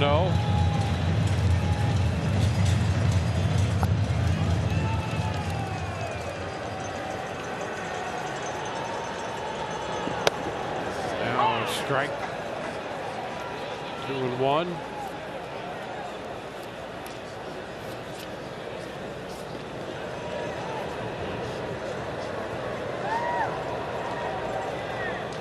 Ground ball, shortstop.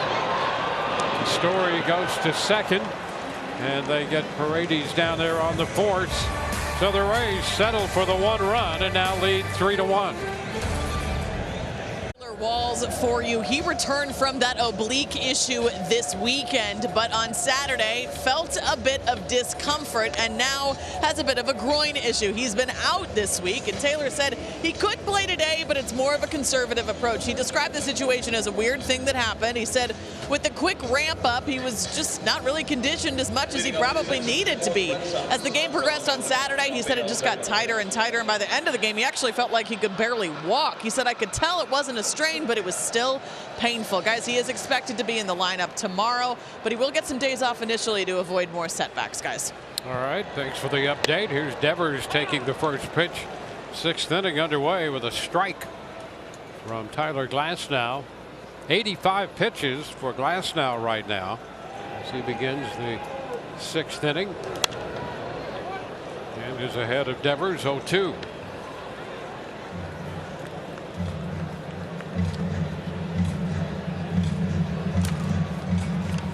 Rays and the Red Sox.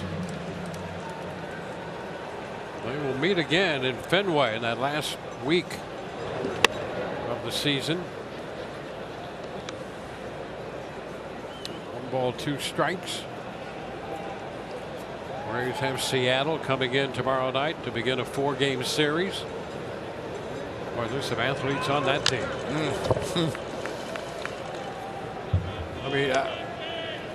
I mean, they are worth the price of admission. And those games, the Rays and Seattle, should be some great games. Yeah, I mean, the Rays are playing to catch Baltimore and win the division. Seattle is playing to win the division. They're right there in the mix after the hot streak that they have gone on. And so, yeah, hotly contested.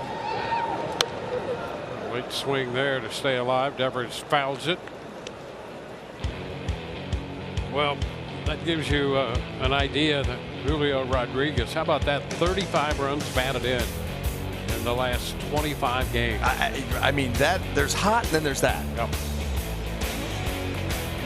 Best record since July, tied for the best record.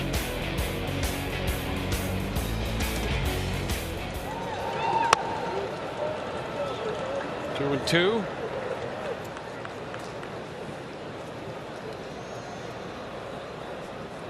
Rays after their 85th win here tonight, trying to go 30 games over 500. Count is full to Devers. Close game here though, a 2-run ball game, 3-1 Rays. Pacing there, the grab of the phone by Kevin Cash. Stevenson. And that is strike 3. Comes back with some low heat right there at 97. Stevenson, Dwayne. Yep. Stevenson's the one that's warming up. This is what you're talking about too. That fastball still jumping, and Devers just can't pull the triggers. That ball closes in on him.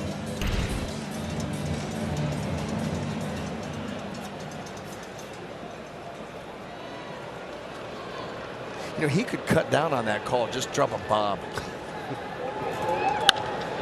It's going to be a foul ball down the left side off the bat of Justin Turner.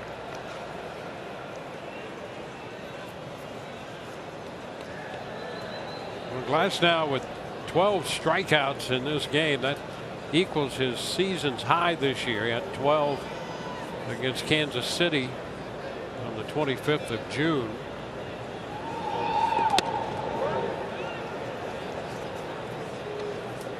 And there's Stevenson. Big fan of lip reading. Yep. Love it. Comes in handy, doesn't it? It does. It was like when the pitch clock violation got called on Zach Littell. It's foul. And the batter wasn't even in the batter's box. And when Kevin Cash came out to CB Buckner, he said he wasn't even in the batter's box. And CB replied, he doesn't need to be. Yeah, he kind of does. He kind of does. He has to be engaged with the pitcher at 8 seconds. Yes. He wasn't even in the batter's box until 5 and wasn't engaged until 1. And yet Littell's the one that got dinged on the call. Yeah, hard to figure the logic in that. Into the dirt here, 2-2. Or is it? Well, all things considered, maybe not.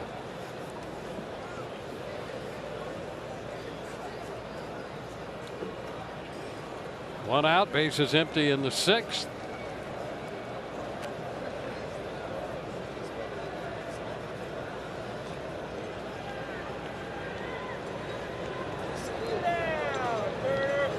Two upstairs. Full count. 12 strikeout total, ties a season's high for Glasnow. His career high is 14. And he comes back with a strikeout there. Back-to-back strikeouts. 13 in the game. That's 5 consecutive strikeouts going back into the 5th, starting with Valdez. His stuff has been special tonight, and we kind of got a glimpse of that in that first inning, that things looked lively, and certainly has played out with all of these punch outs. Oh, Rene Pinto headed out to the mound to take some time.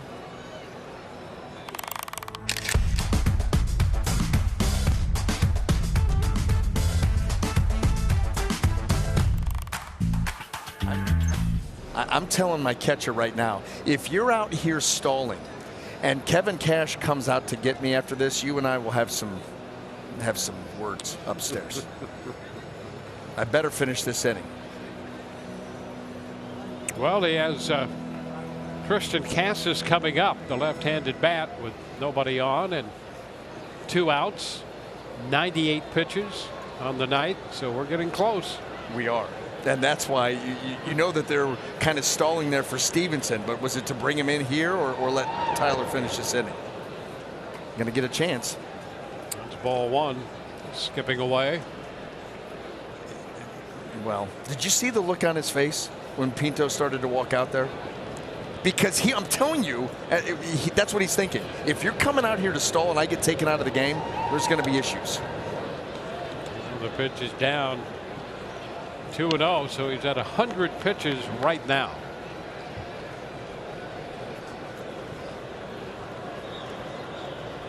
And in the modern game, that's a magic number. Swing and a miss.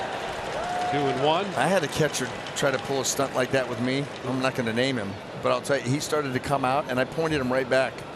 Don't. You go get in your position. Now, we did have words after that, and it was him telling me, if you ever do that to me again, I'm going to knock you out. I was thinking I'm going to knock you down. Out or down. Either one. Yeah. Either one. But I love that story. I love your stance on that. Yeah. I just love that.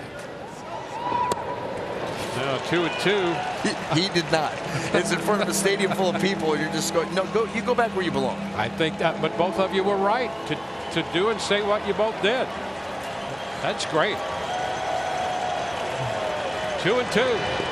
Oh, he got him looking. Strike 3 call. 6 strikeouts in a row. 3 up, 3 down in the 6th. What a great effort by Tyler Glasnow tonight. Rays lead 3-1.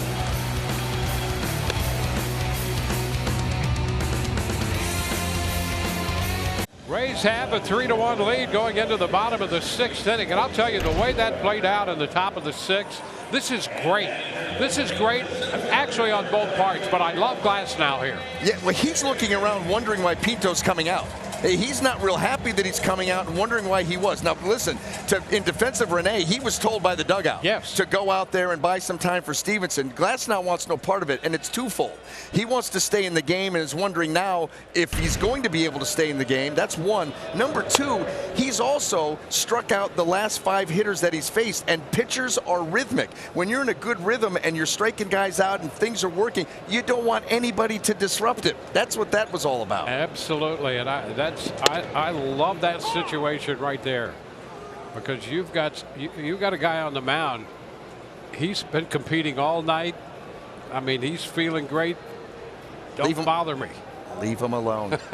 Leave me alone. I just love how he looked around like somebody must have collapsed on the field or a ball rolled out here, because if that's not the reason, why are you here? Yeah. And it's not his fault. No, nothing against Pinto at all. No. Are the Rays? I mean, they're doing what they do here. I just love Glasnow's reaction. To see that, you can't help but love that. That's a guy who's in his zone and does not want to be bothered. Absolutely. That was a great moment right there. I mean, that's one of our top moments of the year right there. I love that. 2-2 is popped up, and that's going to be caught in foul territory by Casas. Siri is out number 1. You know, between that and Tino in the booth and all that, this is the one that you submit for the Emmy. This is the one that goes in and you bring home the trophy. There you go. Right? Sure. Do you line yours up in the back of the garage like I do mine? And anytime there's a picture, I make sure one's behind it. You do a Zoom when you're on your Zoom. Spend a lot of time on Zoom. I thought that was like a children's cartoon show. Zoom. Hey, that's the new way of doing things, man. Yeah. Okay. Don't go to the office. Just zoom it in. 1-0 count on Pinto. They're swerving a little bit here.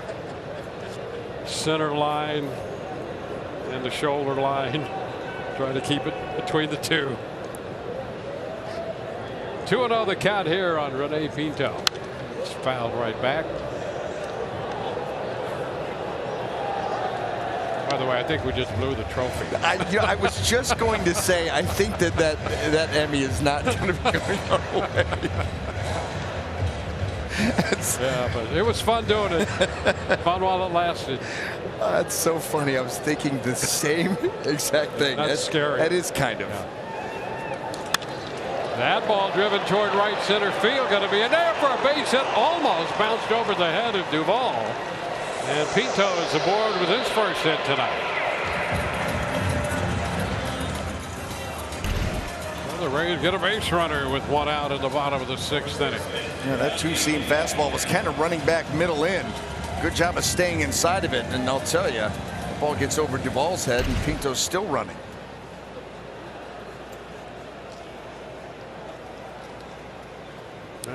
Top of the order, Yandy Diaz. Here's a strike.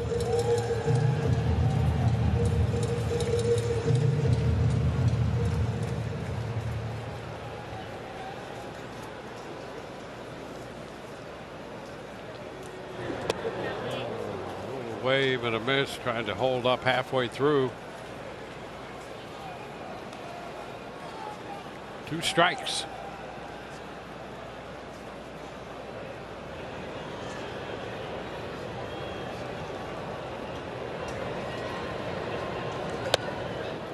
Side 1-2. 3 runs, 8 hits for the Rays. A run on 3 hits for Boston.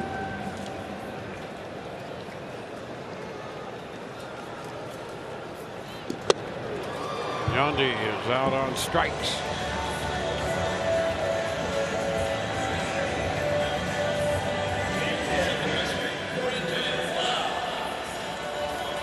So Brandon Lau up. Mauricio Llovera out there on the hill.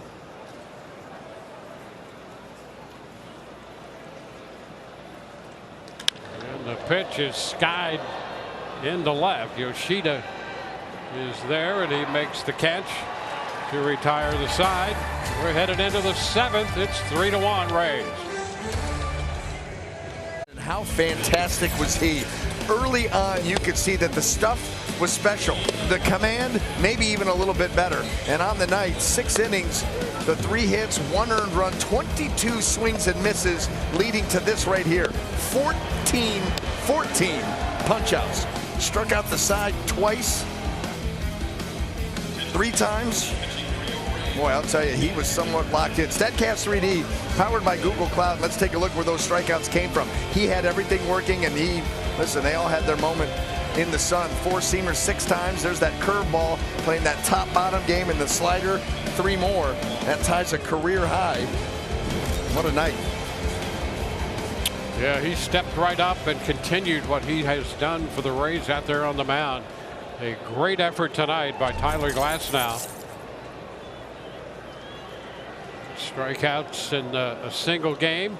James Shields and Chris Archer each with 15, 14 tonight for Tyler Glasnow.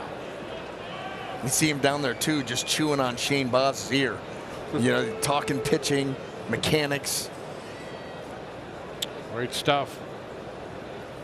Robert Stevenson, a strike on Adam Duvall. And that pitch dropped out.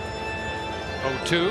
And that's what that slider does. You know, now that he's throwing it harder than he ever has, getting less sweep but more vertical movement, and it's late. That has been such a big pitch, a change that he made after coming over to the Rays.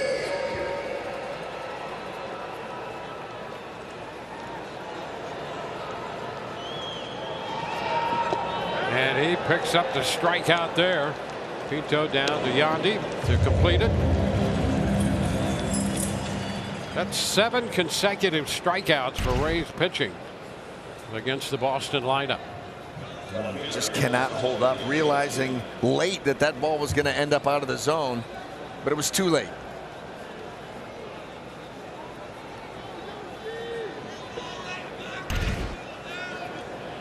Sataka Yoshida.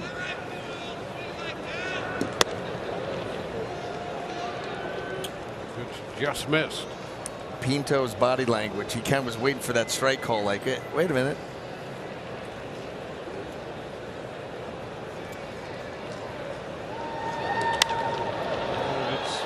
Lifted into center. Siri is there. 2 gone.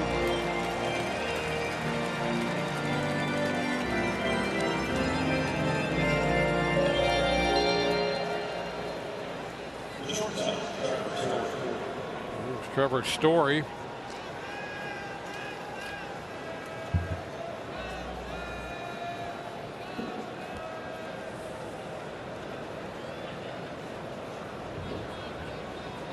Story has struck out and walked. It's upstairs. He was the most recent Boston hitter to reach base with a leadoff walk in the 5th. 7 consecutive strikeouts followed, and then the fly ball to center for the 2nd out of this inning. Ooh, and that pitch just a little bit high. 2-0.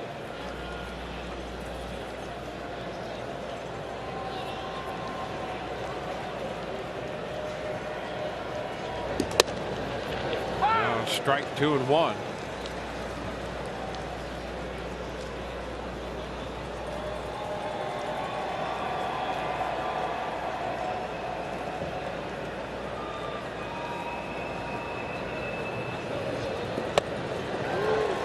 Two. Last now 6 innings of 1-run baseball, 3 hits, a walk, and 14 strikeouts. And now Stevenson 2 up, 2 down in the 7th inning. 2-2 with Story.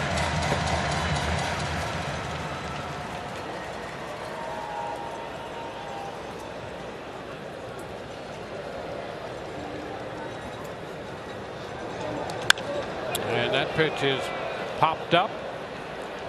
Sabe at shortstop makes the catch. 1, 2, 3. They go in the 7th. 7th inning stretch brought to you by the Suncoast Hyundai dealers. Live, the pregame presented by Academy Sports and Outdoors. We'll hear from Zach Littell. He'll be on the hill for the Rays. Doug will break down the Mariners' outstanding young star, outfielder Julio Rodriguez. First of 4, the Rays and the Mariners. Our coverage begins at 6 o'clock tomorrow.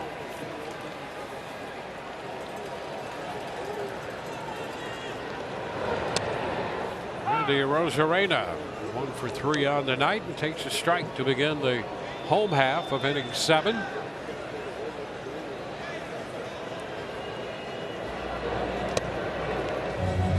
Pitch breaking away from him. Colin Poche in the bullpen for the Rays.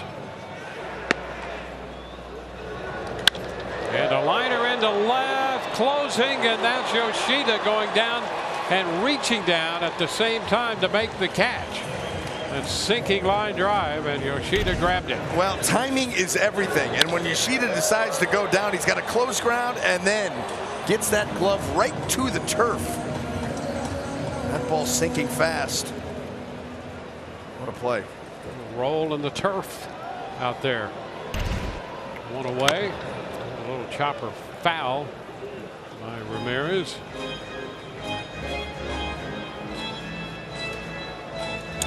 Be part of the playoff push. Limited seats remain. Get your tickets today at RaysBaseball.com. 2023 season presented by Bayfront Health.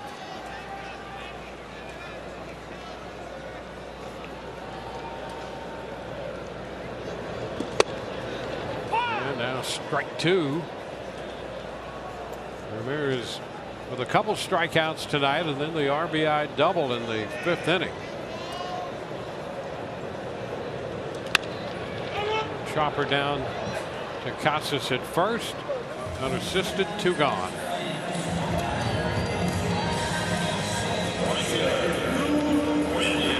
Luke Raley. He's been on base twice tonight.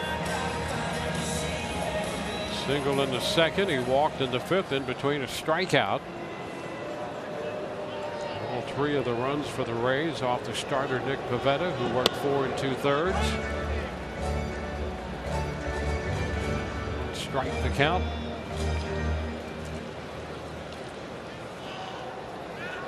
Guevara over plate. It's a strike.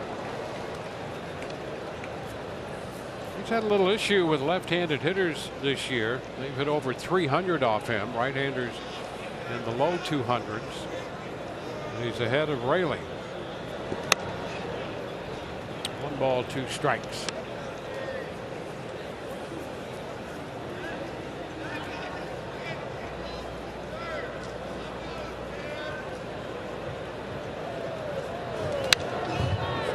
Foul.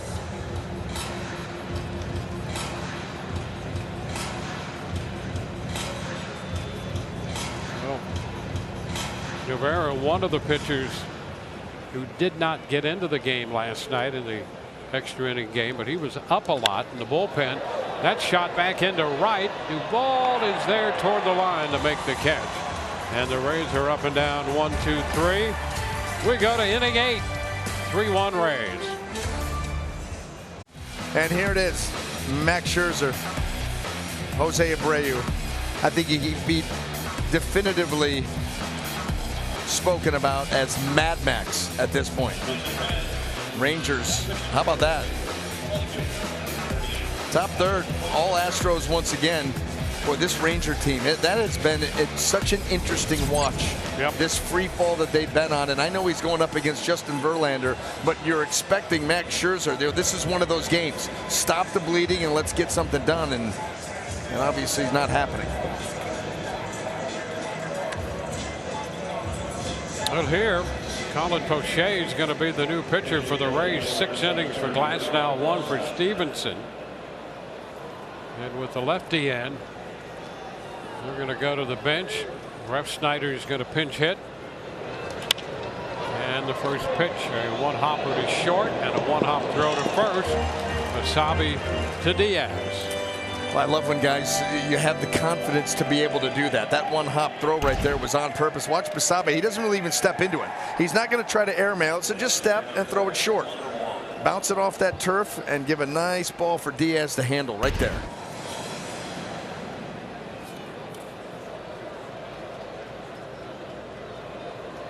The catcher on bounce it. Strike 1. Shea was in the game last night for 2/3 of an inning. Picked up a couple strikeouts. Came in with a couple of men on, left it that way. He was followed by Kevin Kelly, and Kelly's in the bullpen right now. And there's a line drive caught by Basabe. Timing his leap and a little hang time to stay up there and make the catch. 2 outs. Well, have yourself a defensive game, Osleivis Basabe.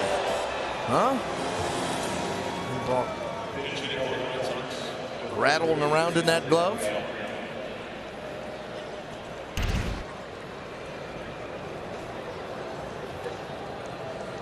Now, Ceddanne Rafaela will pinch hit for Abreu. And that's a first pitch strike.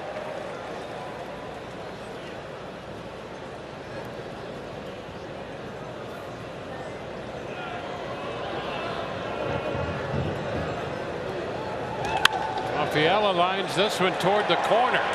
Couple hops and that'll bounce back to Arozarena. Rafaela has himself a double, 2-out double. Rafaela coming off a 3-hit night in the extra inning game last night and doubles, 2 outs and the bases empty here in the 8th, and that's going to bring Devers to the plate.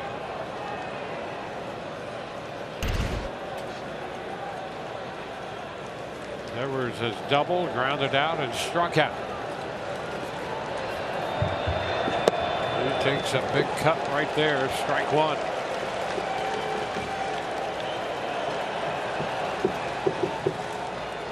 Boston a run in the 3rd, Rays a run in the 3rd, 1 in the 4th, 1 in the 5th. We're in the 8th. 1 on, 2 outs.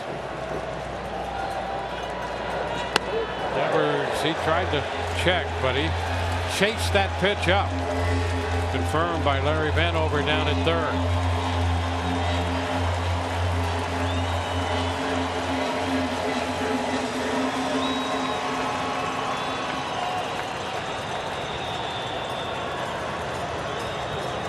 Strike pitch. High fly ball center field. Series standing in his tracks. Just a half step to his right and he makes the catch. He's something out there. Bottom of the 8th coming, 3-1 Rays. It's brought to you by West Shore Home, America's most admired home remodeling brand. By the aggressive attorneys, Winners in Yonkers. And by Toyota. Let's go places.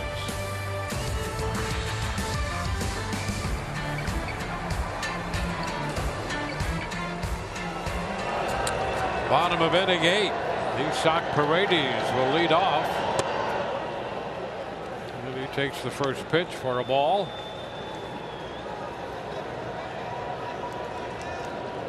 Refsnyder's in center. Rafaela takes over at second defensively for Boston. And it's a 2-0 count. There's Rafaela and Refsnyder out there in center field.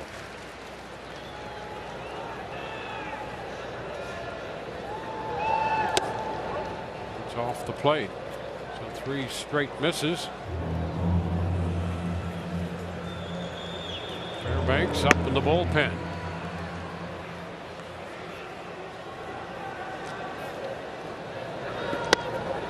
And a 4-pitch walk. Second time Paredes has walked tonight. He homered back in the 4th. And the 2 walks coming subsequent to that.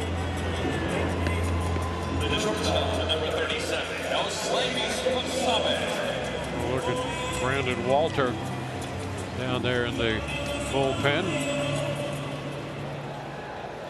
And here's Basabe. Osleivis Basabe, 1 for 3. And there's a strike.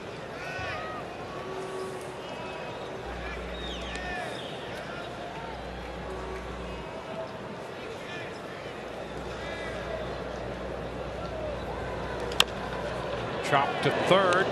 Devers goes to 2nd and out there. His foot was in contact with the bag with the ball and then he fell off. So it's a fielder's choice. Basabe the runner at first. Let's see that throw a little bit wide. Trouble getting out of the glove initially, but yeah, that's easy. You got that foot on, planted on that bag. Isak sliding in saying I'm safe.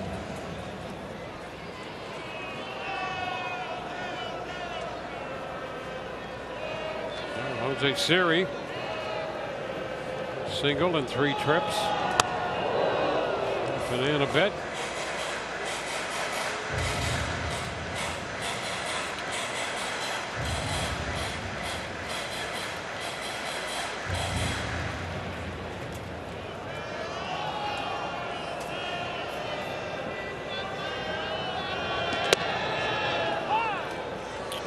1-1.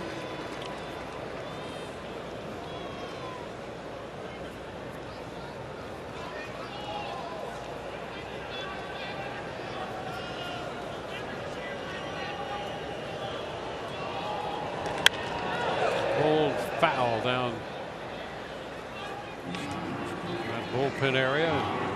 The seats.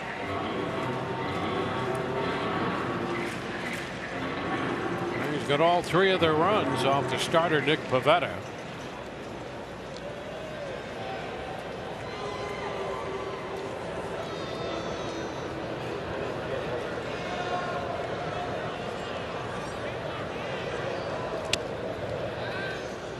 Two and two.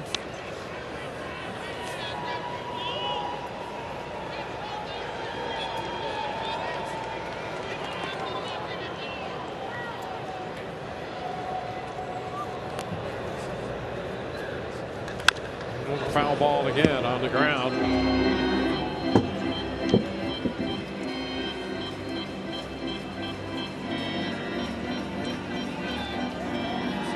Rays and the Red Sox in the bottom of the 8th.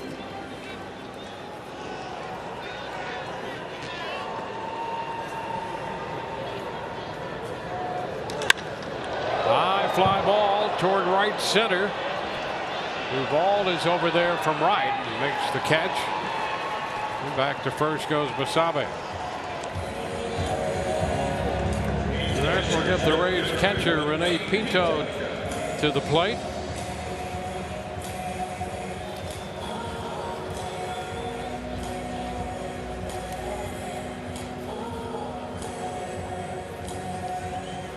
The Rays and the Mariners tomorrow, opening that 4-game series.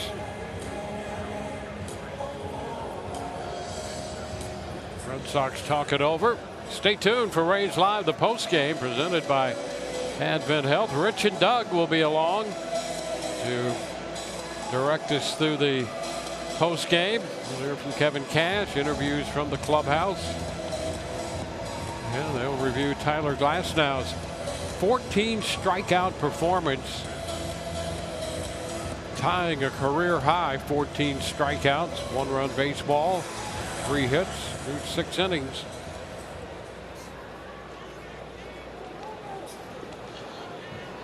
Rene Pinto.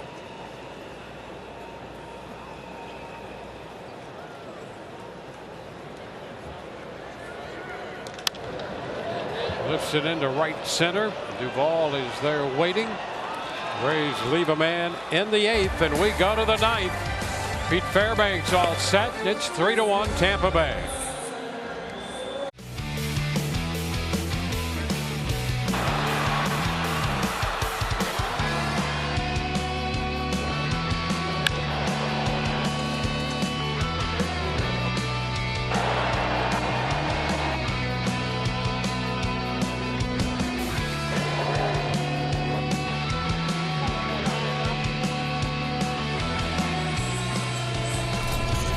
Well, new teeth now. Game summary shows that the Rays leading this ball game right now 3-1 as we head into the top of the 9th inning. Nick Pivetta did not get through the 5th inning as the Rays were able to push him with some walks, get the pitch count up a little bit. Tyler Glasnow, though, that was his show. 6 innings, 1 earned run, 14 punch-outs. Brandon Loud continues his hot streak with another bomb. Isaac Paredes has one too. We'll see if Fairbanks can get 3. So Fairbanks, the first pitch is fouled by Justin Turner. Strike 1.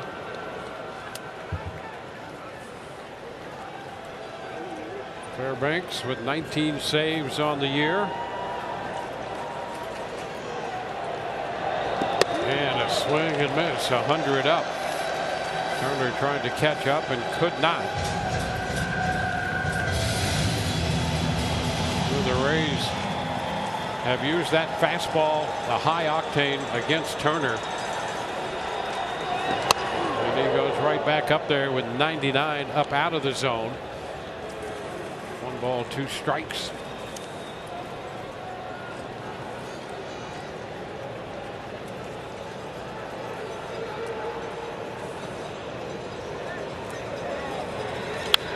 Foul back. Up again with the fastball to 99.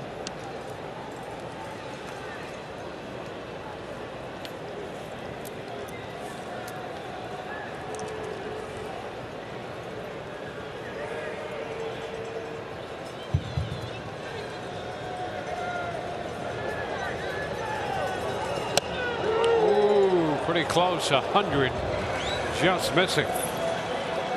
2-2. That ball just kind of gliding off the edge of the plate. Close. 2-2. Chopper foul. Last now 6. Stevenson 1. Poche 1. And now Fairbanks.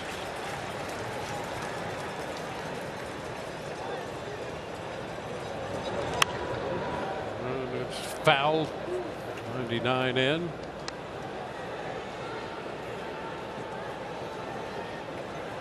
Fairbanks faced Turner last night in the 9th inning, went to 2-2 on him and got him with the fastball at 98. He's 2-2 with him here. Turner fouling off a couple of pitches. And that is strike 3 called on the outside corner. Got him looking at 99 away. Here it is, and you can see Turner, that little hitch that he has. Watch the leg kick and watch it come down. Starts to head down towards third base, and he's just not able to react to that pitch. Saw a number of pitches in during the course of that at bat. Couldn't react to the one away. Christian Casas. And it's fouled away. Strike one. Well, the Rays trying to close this game out against the Red Sox. But this weekend, they're going to be big Red Sox fans.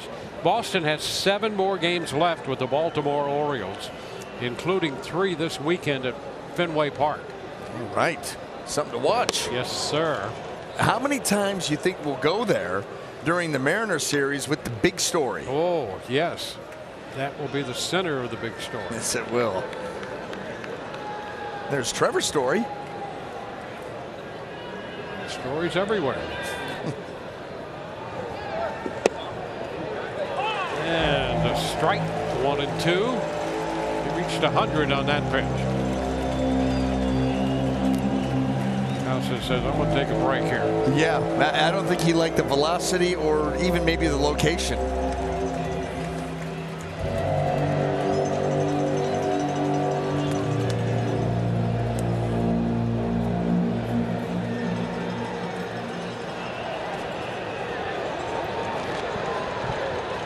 The 1-2.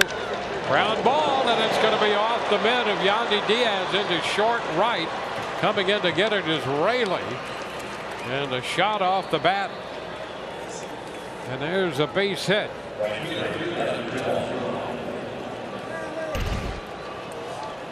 Number 5 for Boston. Yeah, down and in, and he's able to drop the barrel on it. Hits that ball sharply, and Yandy, that's a tough ball to handle. That ball was smoked. Adam Duvall.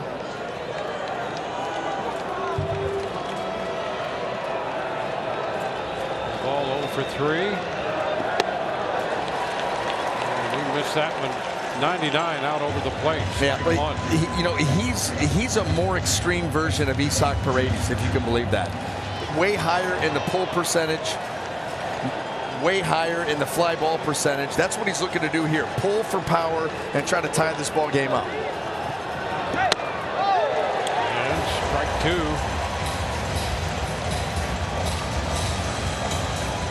I didn't think we'd find a guy more extreme than Isaac Paredes with approach, but Duvall would qualify for that.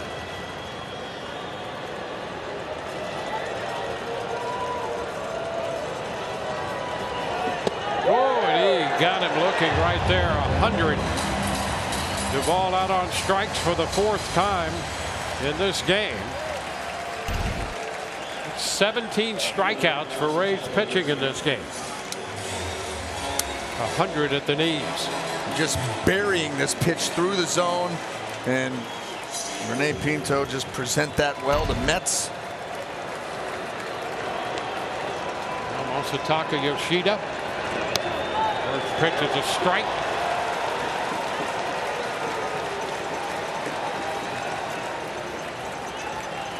Yoshida struck out in the 2nd inning.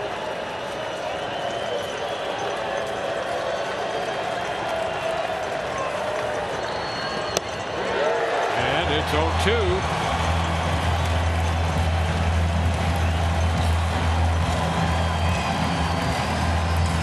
The Rays an out, a strike away from closing this one out.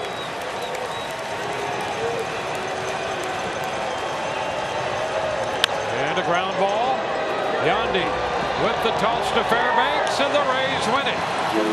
Rays win the series from Boston and win this game tonight. It's a 3-1 final. And boy, great pitching, some timely hitting, a couple of home runs in this game. Brandon Lowe with the home run to start the scoring for the Rays in the third. They win it 3-1, and Glasnow was outstanding. Yes, he was. He was the story tonight. So let's make him our Chevy many plays of the game.